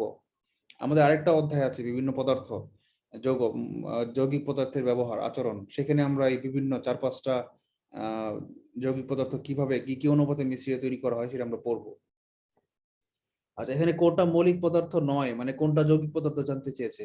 একটু আগে আমরা পড়েছি ইস্পাত যৌগিক পদার্থ। আর এই যে লোহা, সোনা, তামা, রূপা। রূপা মানে কি? একটু লিখে রাখেন, রূপা মানে সিলভার। এর প্রতীক কি? এজি, এজি মানে সিলভার। সোনা, সোনা মানে কি? স্বর্ণ মানে গোল্ড। এর এর প্রতীক কি? এ ইউ। এটা, এগুলো আসছে কি থেকে জানেন? এই যে এ ইউ নামটা, এজি নামটা, এগুলো কোত্থেকে আসছে জানেন? এগুলো আসছে হচ্ছে ল্যাটিন নাম থেকে। সোনার ল্যাটিন নাম হচ্ছে অরাম, AURRUM, অরাম। অরামের প্রথম দুইটা অক্ষর AU থেকে সোনার নামটা AU হয়েছে, প্রতীকটা। আবার তামা, তামার ইংলিশ কি? কপার। কপার, কপারের ইয়ে হচ্ছে কি? CU, কপার, তামা। কিন্তু ইস্পাত কি? ওই যে একটু আগে বলেছিলাম ফেরাস কোবাল্ট নিকেল মিলে হচ্ছে ইস্পাত, সুতরাং ইস্পাতটা কি যৌগ? ইস্পাতটা যৌগিক পদার্থ। আচ্ছা, নিচের কোনটা যৌগিক? সোনা না, একটু আগে আমরা পড়ছি। হ্যাঁ, পানি যৌগিক, আমরা পড়ছি। পানিতে কি কি থাকে? হাইড্রোজেন থাকে আর অক্সিজেন থাকে। বালু ও চিনির মিশ্রণ, এটা তো যৌগিক পদার্থ, এটাও যৌগিক পদার্থ, কিন্তু এটা তো অ্যাকচুয়ালি পদার্থ না, এটা তো একাধিক পদার্থের মিশ্রণ। এটা আলাদা আলাদা পয়েন্ট অফ ভিউতে চলে গেছে। এই যে বালু ও চিনির মিশ্রণটা কেন আনসার হয় নাই? কারণ সে যৌগিক পদার্থ না, সে অনেকগুলো যৌগিক পদার্থের মিশ্রণ। সুতরাং যেহেতু মিশ্রণ চায় নাই, আমাকে এক্স্যাক্টলি ডেফিনেটলি জানতে চেয়েছে যৌগিক পদার্থ কোনটা। এখানে একদম পিওর যৌগিক পদার্থ একটাই আছে, পানি। অক্সিজেন কি? মৌলিক পদার্থ। এখানে অক্সিজেনটা হচ্ছে মৌল। এই সোনাটা কি? মৌল। আচ্ছা, পানি এই দুটোর মিশ্রণে একটা কম্পাউন্ড। কম্পাউন্ড মানে কি? ইংলিশ টার্ম শিখে রাখা দরকার। তাহলে লেখেন কম্পাউন্ড মানে কি, খাতায় লেখেন। কম্পাউন্ড অর্থ মৌল, সরি যৌগ, মানে যৌগিক পদার্থ। তাহলে বলেন মৌলিক পদার্থ ইংরেজি কি? বলেন কেউ, ই দিয়ে শুরু। এলিমেন্ট। Right, element. এলিমেন্ট না, এলিমেন্ট। এলিমেন্ট হচ্ছে মৌল। খাতায় লিখছেন আপনারা এগুলো? আচ্ছা, পানি কোন দুইটার মিশ্রণের যৌগ, এটা জানতে চেয়েছে। কি কি বলেন তো পানি? এত শুরু থেকে বলতে যে হাইড্রোজেন আর অক্সিজেন, ক নম্বর আনসার। আচ্ছা, পানিতে অক্সিজেন ও হাইড্রোজেন অনুপাত কত? 2:1। না, অক্সিজেন ও হাইড্রোজেন, আগে অক্সিজেন বলেছে, তাহলে অক্সিজেন হচ্ছে 1, হাইড্রোজেন হচ্ছে 2। কারণ কি আমরা জানি কি H2O, দুই অণু হাইড্রোজেন, এক অণু অক্সিজেন মিলে হচ্ছে পানি। তাহলে 1:2 হচ্ছে আনসার, নট 2:1। একটু খেয়াল করতে হবে, হ্যাঁ, নট 1:2, নট 2:1। আনসারটা হবে 1:2। কি কি আছে দেখেন তো আনসারে? আছে দুইটি আছে, দেখছেন? আমি যা ধরেছি তাই। এই 2:1 আছে, 1:2 আছে। যেহেতু আগে অক্সিজেন বলেছে এই জন্য 1টা আগে এসেছে, এই জন্য এটা আনসার। বায়ু কি যৌগিক পদার্থ না মিশ্র পদার্থ? আনসার গ এবং খ, এই দুইটার যে কোনো একটা হবে। আপনাদের মনে কি হয়, যৌগিক পদার্থ বায়ু নাকি মিশ্র পদার্থ? মিশ্র। মিশ্র। কারণ বায়ুতে অক্সিজেন, নাইট্রোজেন, জলীয় বাষ্প, আর্দ্র, ধূলিকণা, এগুলা কি সবই আছে বায়ুর মধ্যে। বায়ু বলতে কোনো ইয়া নাই। আপনি বায়ু ইংরেজি কি? উইন্ড। উইন্ড বলতে কোনো কেমিক্যাল, উইন্ডের কেমিক্যাল স্ট্রাকচার কি আছে? কেউ বলতে পারবেন উইন্ড এর কেমিক্যাল স্ট্রাকচার কি? নাই। তার মানে কি বায়ু বলতে কোনো কথাই নাই। দুধের কেমিক্যাল স্ট্রাকচার কেউ জানেন? নাই তো। রায়হান বলো তো, দুধের কেমিক্যাল ফর্মুলা কি? স্ট্রাকচার না, ফর্মুলা, রাসায়নিক সংকেত। দুধের কোনো রাসায়নিক সংকেত নাই, কারণ দুধের মধ্যে অনেক কিছু আছে, কার্বোহাইড্রেট আছে, ক্যালসিয়াম, রেনিন, এগুলার আলাদা আলাদা রাসায়নিক ফর্মুলা আছে। কিন্তু দুধের কিন্তু ডাইরেক্ট এক বাক্যে কোনো রাসায়নিক ফর্মুলা নাই। যদি তোমাকে বলে ড্রেনের পানি, এটার রাসায়নিক ফর্মুলা কি আছে রায়হান? ড্রেনের পানির কোনো রাসায়নিক ফর্মুলা আছে? নাই। কিন্তু ড্রেনের পানিতে যে উপাদানগুলো আছে সেগুলোর কিন্তু আবার আলাদা আলাদা, প্রত্যেকটার আলাদা আলাদা রাসায়নিক নাম আছে। আমরা এবার একটু নিচে আগাই। এই জন্য বায়ুর কোনো রাসায়নিক নাম নাই, মনে রাখবেন। নিচের কোনটা সঠিক? বায়ু একটি যৌগিক পদার্থ, এটা একটু কনফিউশন আছে। বায়ু যৌগিক পদার্থ না, বায়ুটা মিশ্র পদার্থ। আচ্ছা, তাহলে ক নাম্বারটাকে আমরা বিবেচনায় রাখলাম, আনসার হইতেও পারে, বাকিগুলো পড়লে বোঝা যাবে। বায়ু বলতে অক্সিজেন, নাইট্রোজেনকে বোঝায়, এটা ভুল। কারণ বায়ুর মধ্যে বাষ্প থাকে, কার্বন ডাইঅক্সাইড থাকে, অনেক কিছু থাকে বায়ুর মধ্যে। বায়ু একটি মিশ্র পদার্থ, হ্যাঁ এটা কারেক্ট। তাইলে এখন আমরা এটা বলতে পারি, যেহেতু মিশ্র আছে সেহেতু যৌগিকটা নাই, যৌগিকটা ভুল। অপশনে যদি মিশ্র পদার্থ না থাকতো তাহলে ক নাম্বারটাকে আমরা কারেক্ট ধরে নিতাম। আপনারা কি ক এবং গ এই দুইটার পার্থক্য বুঝতে পেরেছেন? জি স্যার। ভাই যৌগিক পদার্থ মানে কি? যৌগিক পদার্থ তো দুইটা মৌল মিলা যৌগিক পদার্থ হবে, ওইটা আরেকটা নতুন বৈশিষ্ট্য প্রদর্শন করবে, রাইট। ওইটা তো তখন যৌগিক পদার্থ হয়। কিন্তু বায়ু তো তা না, বায়ুর মধ্যে অনেকগুলো উপাদান জাস্ট আছে, অবস্থান করতেছে। রাইট। সো এটা পদার্থ আর পসিবল না, মানে এটা যৌগিক পদার্থ হওয়া উচিত না, যৌগিক পদার্থ হওয়া হওয়া উচিত উচিত মিশ্র পদার্থ। কিন্তু অপশনে যদি মিশ্র পদার্থ না থাকতো, মানে আমাদেরকে যদি বিপদে ফেলাইতো, তখন আমরা বাধ্য হয়ে যৌগিক পদার্থটার আনসার দিতাম। তাহলে আমরা কি শিখলাম? বায়ু, দুধ, বায়ু, দুগ্ধ, এরা কি? এরা মিশ্র। স্যার তাহলে কি শরবতটাকে মিশ্র পদার্থ বলা যাবে? হ্যাঁ, শরবত দাঁড়ান, শরবত শরবত শরবত শরবত না, ডিপেন্ড করে। যদি শরবতটা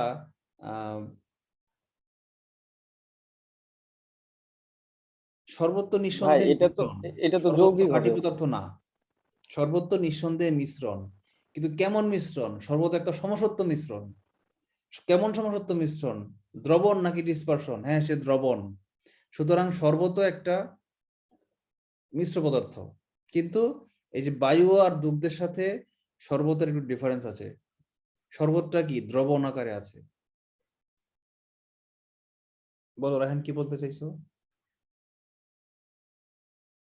হ্যাঁ ভাই, আমি ওইটাই বলতেছি। দেখেন ওই পানি এবং তারপরে চিনি, এই দুইটা তো আলাদা আলাদা জিনিস। তো এখন শরবতটা কি একটা নতুন জিনিস হয়ে গেল না? নতুন একটা জিনিস তৈরি হয়ে গেল না? হ্যাঁ, তো তো ওইটাই আর কি, যৌগিক একটা জিনিস, যৌগিক পদার্থ না, শরবত। শরবত যৌগিক পদার্থ বলা যাবে না তো। মানে আর কি ভাই, যৌগিক পদার্থ বলতে আর কি কিভাবে বোঝাবো আর কি, মানে যৌগিক মিশ্রণ আর কি। না, হ্যাঁ, সেটাই, মানে শরবত বলতে কোনো কেমিক্যাল স্ট্রাকচার আছে? এক কথায় যার কোনো কেমিক্যাল স্ট্রাকচার নাই। মনে রাখবা, যার যেই শব্দটার, যেই পদার্থের কোনো কেমিক্যাল স্ট্রাকচার নাই, সেই কি মৌল না যৌগ না, সেই মিশ্র পদার্থ। শরবতের কোনো কেমিক্যাল স্ট্রাকচার আছে? কেমিক্যাল ফর্মুলা আছে? নাই। তাহলে শরবত কি? মিশ্র পদার্থ। আমি দুগ্ধের পরে শরবতও লিখে রাখি, তাহলে কনফিউশনটা ক্লিয়ার হয়ে যাবে।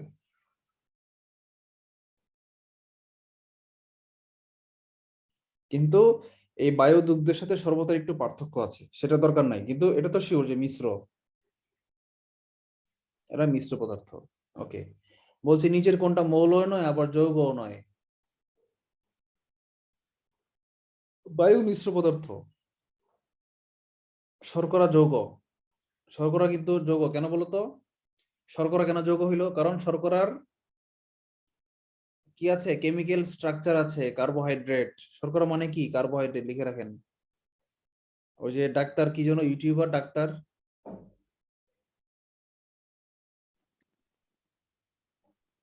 ডাক্তার জাহাঙ্গীর কবির নাকি রাইট? স্যার? হ্যাঁ হ্যাঁ, জাহাঙ্গীর কবির। সে তো কার্বোহাইড্রেটের তার শত্রু। সে কার্বোহাইড্রেট পিছনে লাগছে আর কি। জাতিকে ভাত খাওয়া থেকে বঞ্চিত করেছে এই কি বলে নাম, জাহাঙ্গীর কবির। আমি তো তার ভিডিও দেখে খুব প্রথম দিকে খুব বিশ্বাস করেছিলাম। বিশ্বাস করে তো আমি নিজে ধরা খাইছি। আমি তো প্রথম দিকে মনে করছি যে ডায়েটিং মানেই ভাত কমে খাইতে হবে, অন্য যা ইচ্ছে ফ্যাট ম্যাট খাও, কোনো সমস্যা নেই। সে একটা লজিক দিছে যে গরু তো জীবনে মাংস খায় নাই, গরু তো জীবনে ফ্যাট খায় নাই, গরু তো সারা জীবন ভেজিটেবল খাইছে, মানে ঘাস খাইছে, কার্বোহাইড্রেটও খায় নাই। তাইলে গরু কেন এত মোটা? গরুর বডিতে এত চর্বি কেন? সুতরাং আপনি চর্বি খেলে আপনার বডিতে চর্বি হবে, বা মাংস খেলে আপনার বডিতে মাংস হবে, এটা বলা যাবে না। আপনার বডিতে কি হবে সেটা হরমোনের উপরে ডিপেন্ড করে, আর ডিপেন্ড করে হচ্ছে কার্বোহাইড্রেটের উপর। আপনি যদি বেশি পরিমাণ ভাত খান তাহলে আপনি মোটা হবেন, চর্বি খেলে মোটা হবেন না। আমি তো ধুমায় খুব মাংস খাইছি অনেক দিন, ঠিক আছে? ধুমায় 1 বছর মাংস খাওয়ার পরে দেখি কিরে আমার তো ওজন বেড়ে গেছে। তার মানে জাহাঙ্গীর কবির যেটা বলছে এটা সত্য না, মানে সত্য, এক্সাক্ট সত্য না। এটা ডিপেন্ড করে অনেক কিছুর উপর, মোট ক্যালোরির উপর ডিপেন্ড করে আর কি। কিন্তু তার ক্লিয়ার করে দেওয়া উচিত ছিল এটাই, যে তার মানে এই না যে আপনি ভাত কম খেয়ে পেট ভরে মাংস খাবেন, এটা করা যাবে না। সে পেট ভরে মাংস খেতে বলেও না, কিন্তু সে এটা, তার কথার মিনিংটা ছিল এটাই যে মানুষ মোটা হওয়ার জন্য বা ওজন বাড়ার জন্য ফ্যাটের চেয়ে বেশি দায়ী কার্বোহাইড্রেট, যেটা সম্পূর্ণ ভুল। বেশি দায়ী হচ্ছে ফ্যাট, পরে হচ্ছে কার্বোহাইড্রেট। আপনি ভাত 1 দিন 2 দিন বেশি খাইলেও আপনার ওজন খুব একটা বাড়বে না, কিন্তু আপনি যদি 1-2 দিন খুব প্রচুর গরুর মাংস খান, সেটা আপনার ওজন বাড়ায় দিবে, খুব র্যাপিডলি বাড়ায় দিবে, যেটা যেটা ভাত বাড়াবে না। আচ্ছা, আমরা পদার্থের পরিবর্তনে যাই। ভাই পদার্থের আমার মনে হয় পরিবর্তন, এটা ভাই পুরাটাই হরমোনের উপর নির্ভর করে। ভাই আমি তো ভাই কুরবানির সময় পুরা ভাই 2 সপ্তাহ টানা গরুর মাংস খাই, কই ভাই কিছু তো হয় না। তোমার হয়, তুমি সেটা টের পাও না, তোমার হয়তো হাফ কেজি পারে। ওই ভাই আমার তো কিছু মনে হয় না, এই একটু দৌড়াদৌড়ি করলেই শেষ। দৌড়াদৌড়ি তো করতে হবে তো, তাই বাড়ছে তো। আমি বলি এটাকে একটা ইয়ে আছে, এটাকে বলা হয় এফসিআর, নাম শুনেছো এফসিআর? Food conversion rate. মানে হচ্ছে দেখবেন সেম দুইজন মানুষ সেম লাইফস্টাইল লিড করছে, সমান পরিমাণ খাচ্ছে। আমার একটা ব্যাচমেট আছে 35 ব্যাচেরই, খুব মনির ভাই, খুব চিকন স্লিম, কিন্তু সে ভাত খায় আমার চেয়ে বেশি, তরকারিও খায়। আমি আর মামুন, আমরা দুইজন, সে নড়াইলে তথ্য অফিসার, আমি আর মামুন দুইজন খুব ব্যায়াম করি সকালবেলা ওইটা। আমি ট্রেনিং এ 2.5 মাসে 4-6 কেজি কমাইছিলাম। মানে প্রথম ট্রেনিং এর 2.5 মাসে কমেছি 4 কেজি, পরবর্তীতে আরো 15 দিন ব্যায়াম করার না করলে অটোমেটিক আরো 1.5 কেজি 2 কেজি কমছে। মানে 6 কেজি প্রায় 3-3.5 মাসে 6 কেজি ওজন কমাই ফেলছিলাম। তো মামুন আর আমি আলোচনা করি, যে মামুনকে আমি জিজ্ঞেস করি, মামুন আবার এগ্রিভার্সিটি থেকে পড়ছে, সে আবার নিউট্রিশন সম্পর্কে খুব ভালো ধারণা আছে, সে অ্যানিমেল হাজবেন্ডারির ইয়া। ওকে জিজ্ঞেস করি, কিরে ভাই, কানে কানে বলি যে মনির ভাই যে এত খায়, এত স্লিম কেমনে, সে তো আমার ডাবল খাচ্ছে। আমি তো এক বেলা 1 প্লেট ভাতের পরে আর নিচ্ছি না, সে 2 প্লেট তো নিচ্ছেই, মানে মনে হয় অনেক সময় আড়াই প্লেট নেয়। তো সে স্লিম কেন, এটা আমাকে বোঝা। এটা আমি কোনোভাবেই মানতে পারি না। আমার এত শখ থাকার পর, আমি এত পেটুক মানুষ হওয়ার পরেও আমাকে স্যাক্রিফাইস করতে হচ্ছে, আমি ইচ্ছা মতো মাংস খেতে পারতেছি না ওজন বেড়ে যাওয়ার কারণে। ঘটনাটা কি বল? তখন সে বলতেছে এটাকে এফসিআর বলে, এফসিআর, ফুড কনভার্সন রেট। এটা কি? এটা হচ্ছে একই ব্যক্তি, একই মানুষ সমান পরিমাণ খাবে, অনেকের বডিতে জমবে, অনেকের বডিতে জমবে না। কারণ যার বডিতে জমবে তার হচ্ছে ফুড কনভার্সন রেট কম, তার ফুডটা কনভার্ট কম হয়ে বডিতে গ্লাইকোজেন হিসেবে সঞ্চিত হয়ে যাবে। প্রাণীদেহে সঞ্চিত খাদ্যের নাম হচ্ছে গ্লাইকোজেন। আমাদের বডিতে চর্বি আছে না, চর্বি, এটা গ্লাইকোজেন বলা হয়। আচ্ছা, আর উদ্ভিদের দেহে সঞ্চিত খাদ্যের নাম কি? গ্লুকোজ। আচ্ছা, কার্বোহাইড্রেট, সরাসরি কার্বোহাইড্রেট আকারে জমা হয়। আচ্ছা, তো এফসিআরটা কি? যার এফসিআর বেশি তার ফুড দ্রুত কনভার্ট হয়ে যাবে, কনভার্ট হয়ে তার ফুডটা বডি থেকে বের হয়ে যাবে। তার মানে মনির ভাইয়ের এফসিআর বেশি, এই জন্য সে প্রচুর খেলেও তার ওজন বাড়ে না। আর তোর আমার এফসিআর কম, এই জন্য আমরা কম খাচ্ছি কিন্তু আমাদের বডিতে সেটা ডিপোজিট হয়ে যাচ্ছে আর কি। এটা এফসিআরটা কি নির্ভর করে অনেক কিছুর উপর, হরমোন, এনজাইম, স্যার আমার মনে হয় স্যার মেইনলি স্যার এটা হরমোনের উপর নির্ভর করে। আমি তো স্যার সারাদিনই খাই, তাও আমি চিকন। এটা শুধু স্যার আসলে হরমোন না, মানে এফসিআরটা ডিপেন্ড করে হরমোনের উপর, মেটাবলিজম জেনেটিক রিলেটেড। বৈশিষ্ট্যের উপর, লাইফস্টাইলের উপর, অনেক কিছুর হ্যাঁ উপর। লাইফস্টাইলও আছে। আমরা পড়াশোনায় ফিরে আসি। পদার্থের পরিবর্তন 2 প্রকার, পদার্থ পরিবর্তিত হয় না, 2 প্রকার। 2 প্রকার, একটা হচ্ছে ভৌত পরিবর্তন, একটা রাসায়নিক পরিবর্তন। ভৌত পরিবর্তনটা কি? যেটা আসলে সত্যিকার অর্থে কোনো পরিবর্তন না, জাস্ট আপাত পরিবর্তনটাকে বলা হচ্ছে ভৌত পরিবর্তন। আপাত দৃষ্টিতে দেখে মনে হচ্ছে পরিবর্তন হয়েছে, কিন্তু আসলে পদার্থটা চেঞ্জ হয়নি, আগে যা ছিল কেমিক্যাল স্ট্রাকচার এখনো তাই আছে। যেমন ধরেন আমি যদি মোমকে গলায় দিই, মোম, সলিড মোম, আমি তাপ দিয়ে মোমকে গলায় দিলাম, কি হলো? সে লিকুইড হয়ে গেল। তাইলে আগে ওই সলিড মোমের রাসায়নিক সংকেত যা ছিল, এখন লিকুইড মোমের রাসায়নিক সংকেত কি চেঞ্জ হয়েছে নাকি হয় নাই? হয় নাই। একই জিনিস। পানি, পানির সংকেত H2O, বরফের সংকেত কি? H2O বাষ্পের সংকেত কি? সেম। সেম। তার মানে কি, বরফ, পানি, বাষ্প, এই তিনটার কোনোটাই কি কেমিক্যাল স্ট্রাকচার বা কেমিক্যাল ফর্মুলা চেঞ্জ হচ্ছে না। তার মানে কি, এই তিনটা একই পদার্থ। তাহলে এই যে ইন্টারচেঞ্জটা হচ্ছে, পরিবর্তনটা হচ্ছে, এগুলা কি হচ্ছে? এগুলা রাসায়নিক পরিবর্তন হচ্ছে না, জাস্ট ভৌত পরিবর্তন হচ্ছে, আপাত দৃষ্টিতে পরিবর্তন হচ্ছে। আচ্ছা, এটা আমরা বুঝলাম। জাস্ট Second, অবস্থার পরিবর্তন। অবস্থা পরিবর্তন, ভৌত অবস্থা পরিবর্তন। এখন ধরেন আমি যদি মোমবাতিকে আগুন দিয়ে জ্বালায় দিই, মোমবাতিতে আমি আগুন ধরাইলাম। এখন এখানে কিন্তু আবার রাসায়নিক পরিবর্তন হচ্ছে, কেন বলেন তো? এই যে মোমের প্যারাফিন, অ্যালকেন, মোমের রাসায়নিক স্ট্রাকচার, ফ্যাটি অ্যাসিড, অনেক কিছু আছে মোমের মধ্যে। এই মোমগুলা কি হচ্ছে, সে তাপে গলে বাষ্পীভূত হয়ে আকাশে উড়ে যাচ্ছে এবং সে অক্সিজেনের সঙ্গে জ্বলছে, মানে পড়ছে। পোড়া ইংরেজি কি, সরি পোড়া ইংরেজি না, পোড়ার কেমিস্ট্রি কি? দহন। বাংলায় বলে পড়ে যাওয়া, আর কেমিস্ট্রিতে বলে কি? দহন। যদিও প্রেমিক প্রেমিকারা এবং কবিরা এখন দহন শব্দটাকে কেমিস্ট্রি থেকে চুরি করে কাব্যে নিয়ে গেছে, তোমার হৃদয়ের দহন, আমার হৃদয়ের দহন তুমি শুনতে কি পাও না? না, দহন তো শোনা যায় না, হৃদয়ের কান্না শোনা যায়। হৃদয়ের দহন কি? দেখা যায়। আমার হৃদয়ের দহন তুমি কি দেখতে পাও না? আচ্ছা, তাহলে এই যে দহন মানে কি, কেমিস্ট্রিতে দহন মানে কি? দহন মানে হচ্ছে কোনো কিছুকে পুড়িয়ে দেওয়া, আগুন দিয়ে জ্বালিয়ে দেওয়া। আর এই দহনের অত্যাবশ্যকীয় উপাদান কি? দেখেন, আমি কিন্তু অনেক কিছুই বলি যেগুলো বইয়ে নাই, লিখে রাখবেন আপনারা শর্ট হ্যান্ড। দহন মানে হচ্ছে কি, কেমিস্ট্রিতে দহন মানে কি? পুড়িয়ে দেওয়া। দহনের আবশ্যিক উপাদান কি? অক্সিজেন। মনে রাখবেন, অক্সিজেন ছাড়া আগুন জ্বলে না। নাকি জ্বলে? কোনো বিকল্প আছে কেমিস্ট্রিতে?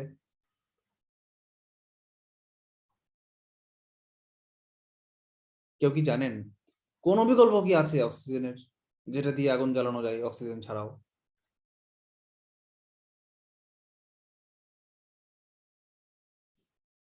নাই। পানির নিচে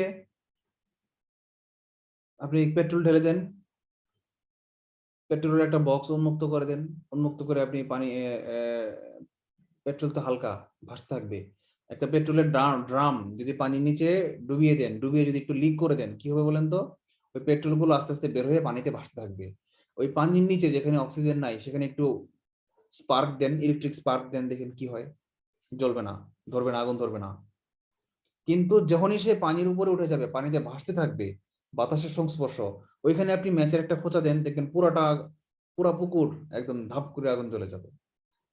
তার মানে কি, অক্সিজেন ছাড়া আগুন জ্বলে না। এখন কেমিস্ট্রিতে কোনো কি উপায় নাই, বিজ্ঞানীরা কি এ পর্যন্ত কোনো কিছু আবিষ্কার করতে পারে নাই? এত এত লাখ লাখ দাহ্য পদার্থ আবিষ্কার করলো, কিন্তু এমন একটা দাহ্য পদার্থ আবিষ্কার করতে পারলো না যে অক্সিজেন ছাড়া নিজে নিজেই জ্বলে। কি ভাবতে অবাক লাগে নাকি লাগে না?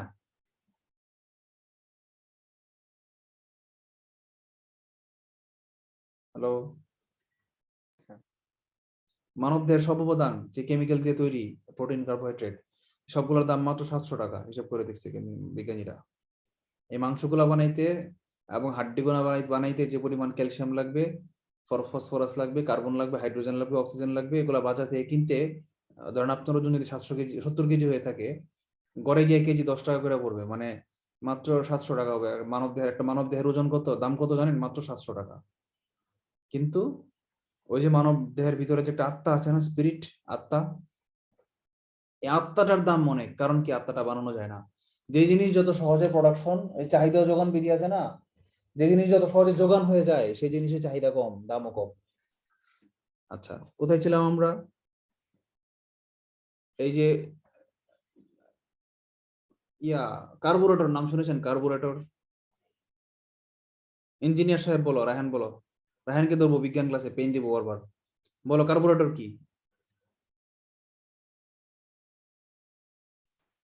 রায়হান।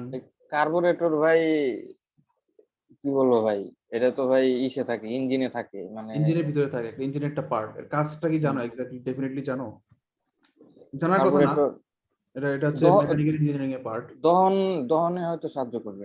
সাহায্য করে, রাইট। বিষয়টা হচ্ছে, ওই মেইন ইঞ্জিনে যে চেম্বার, সেখানে তো ব্রাস্ট হয়, আগুন ধরায় দেয়, জ্বালানির মধ্যে জ্বালানি আগুনে জ্বলে ব্রাস্ট হয়ে যায়। সেই ব্রাস্টে কি হয়, গাড়ির মধ্যে পিস্টনটা কি জাম্প করে, লাফ দেয়। ওই জাম্পটাকে হুইল চেয়ার, ফ্লাই হুইল দিয়ে, ক্র্যাঙ্কশ্যাফট দিয়ে ঘোরানো হয়, চাকা ঘুরে। কিন্তু এর আগে, ইঞ্জিনে যাওয়ার আগে জ্বালানিটা কই যায়? জ্বালানিটা ইঞ্জিনে যাওয়ার আগে মেইন ইঞ্জিনের ফুয়েল ট্যাঙ্ক থেকে যায় হচ্ছে কার্বোরেটরে। কার্বোরেটর মাঝখানে থাকে। কার্বোরেটরের কাজ কি? এখানে বাতাসের সঙ্গে জ্বালানিকে মিশানো হয় একটা নির্দিষ্ট অনুপাতে। বাতাসের সঙ্গে জ্বালানি আগে মিশ্রিত করে নেওয়া হয়, তারপরে সে ইঞ্জিনে যায়। তার মানে কি, ইঞ্জিনের ভিতরেও জ্বালানি জ্বলবে না যদি তার ভিতরে বাতাস না থাকে। মানে ইঞ্জিনের ভিতরে আগে বাতাস এবং জ্বালানি দুইটাকে একসাথে মিক্স করে ঢোকানো হয়।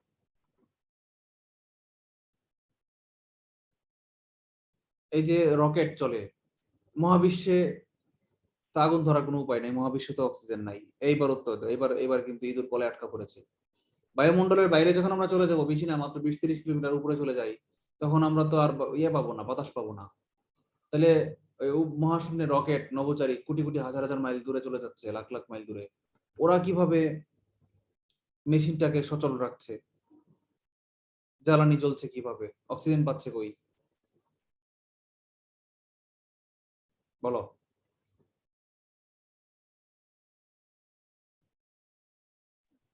ভাই দরকার বলে অক্সিজেন ট্যাঙ্ক নিয়ে যাবে। রাইট, লিকুইড অক্সিজেনের ট্যাঙ্ক তারা নিয়ে যায়, এলপিজি, লিকুইফাইড পেট্রোলিয়াম গ্যাস হচ্ছে এলপিজি, আর লিকুইফাইড অক্সিজেন তারা সিলিন্ডারে করে নিয়ে যায়। মানে ওদের ওই রকেটের জন্য অপরিহার্য হচ্ছে জ্বালানির চেয়ে অক্সিজেনের দাম ওদের কাছে বেশি। আচ্ছা, তাহলে ভৌত পরিবর্তন বুঝলাম আর রাসায়নিক পরিবর্তন বুঝলাম। তাহলে আমরা কি বুঝলাম, একটা উদাহরণ কি শিখলাম আমরা, মোম জ্বালানলে কি হয়, ভৌত এবং রাসায়নিক দুইটাই হয়। মোম যে গলতেছে প্রথমে, এটা হচ্ছে কি ভৌত। দেখেন, যদি বলে আপনাকে নিচের কোনটিতে ভৌত এবং রাসায়নিক পরিবর্তন দুটিই হচ্ছে, আনসার কি, মোমের দহন। কেন?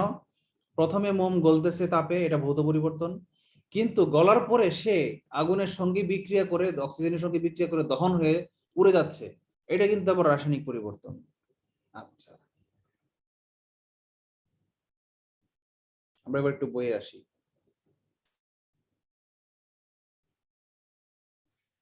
কি বলেছে যে পানিকে ঠান্ডা করে বরফ এবং বাষ্প, এটা কি ভৌত। নাইস। লোহার টুকরাকে ঘর্ষণ করে চুম্বকে পরিবর্তন করলাম, এটাও ভৌত পরিবর্তন, এটা মনে রাখবেন। মনে হতে পারে রাসায়নিক পরিবর্তন, কিন্তু না, কারণ লোহার টুকরাকে যখন আমি চুম্বক বানাবো তখন সেই লোহার কেমিক্যাল নাম কি চেঞ্জ হয়ে যাবে? না, তখন তো সেই লোহা লোহাই থাকবে, কিন্তু তার মধ্যে পরমাণুর ওরিয়েন্টেশন চেঞ্জ হয়ে যাবে, যার কারণে তার মধ্যে চুম্বকত্ব বৈশিষ্ট্যটা আমদানি হবে। কিন্তু ওইটাকে যদি আমি আবার উল্টা দিক থেকে, চুম্বকের উল্টা উত্তর মেরু দিয়ে, আগে উত্তর মেরু দিয়ে ঘষে আমি কি বানাইছি, চুম্বক বানাইছি লোহাকে, এখন যদি আমি দক্ষিণ মেরু দিয়ে সমান সংখ্যক বার ঘষা দেই, কি হবে বলেন তো? ওই চুম্বকটা আবার নাই হয়ে যাবে, মানে লোহা হয়ে যাবে। সুতরাং এটা কি আপেক্ষিক পরিবর্তন বা আপাত পরিবর্তন, সত্যিকারের পরিবর্তন না, ভৌত পরিবর্তন। তাপ দিয়ে মোম গলানো, এটা কি ভৌত, কিন্তু লেখে নাই, দেখছেন মোমের পরটা লেখে নাই, কিন্তু লেখেন কিন্তু, কিন্তু মোমের দহন, মোমের দহন কি রাসায়নিক। গলন ভৌত কিন্তু দহন রাসায়নিক। আচ্ছা, আর রাসায়নিক পরিবর্তন কি, যেখানে তার নিজস্ব সত্তা হারিয়ে সম্পূর্ণ নতুন বৈশিষ্ট্য, সম্পূর্ণ নতুন ধর্ম, মানে কি রাসায়নিক সংকেত পরিবর্তন।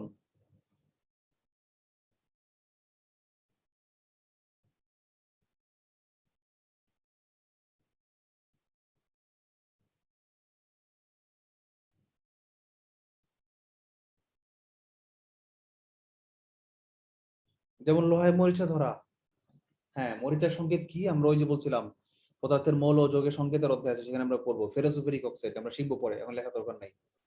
দুধকে ছানায় পরিবর্তন করা, কেমিক্যাল স্ট্রাকচার চেঞ্জ হয়ে যায়, দই আর দুধ সম্পূর্ণ আলাদা জিনিস। চাল সিদ্ধ করলে ভাতে পরিণত হয়, এখানে পানির সঙ্গে বিক্রিয়া করে যে চাল মানে কি বলেন তো, চাল কি, কার্বোহাইড্রেট।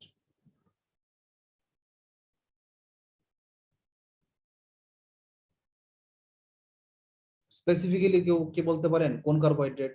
গ্লুকোজ, সুক্রোজ, ফ্রুক্টোজ, চিনি, ভাত, দই, দই না সরি, স্টার্স। Right, starch. কে বলেছেন?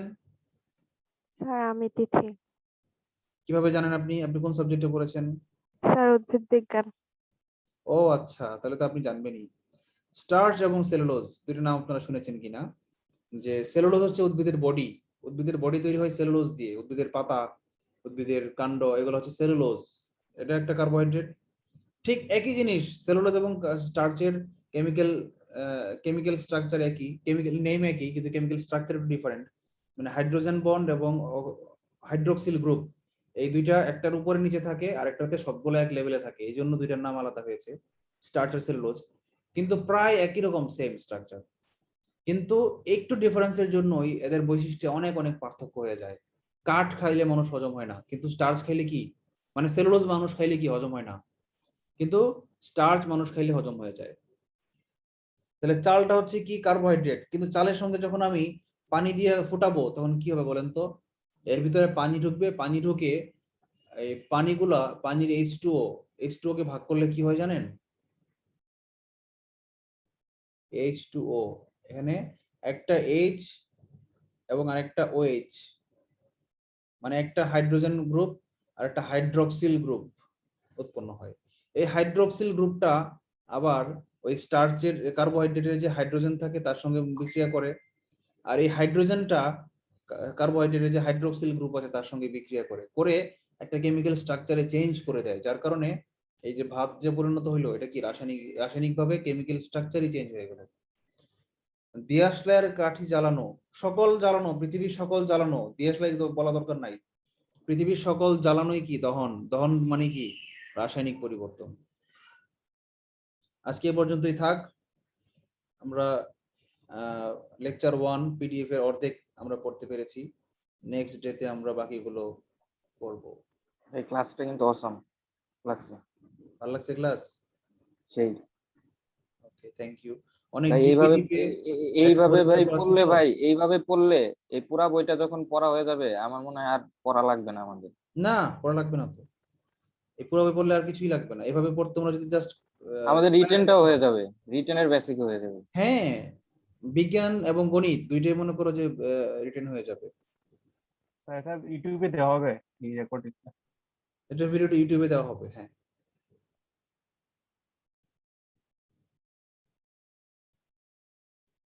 ওকে, ভালো থাকবেন সবাই। কারো কোনো কিছু বলার আছে, বক্তব্য আছে? ভাই তাহলে এখন থেকে 8টায় ক্লাস হবে না? তাহলে হ্যাঁ, রবি 8টায়। মঙ্গল বৃহস্পতি। হ্যাঁ, আচ্ছা ওকে, থ্যাংক ইউ, আসসালামু আলাইকুম। আচ্ছা, ওয়ালাইকুম আসসালাম।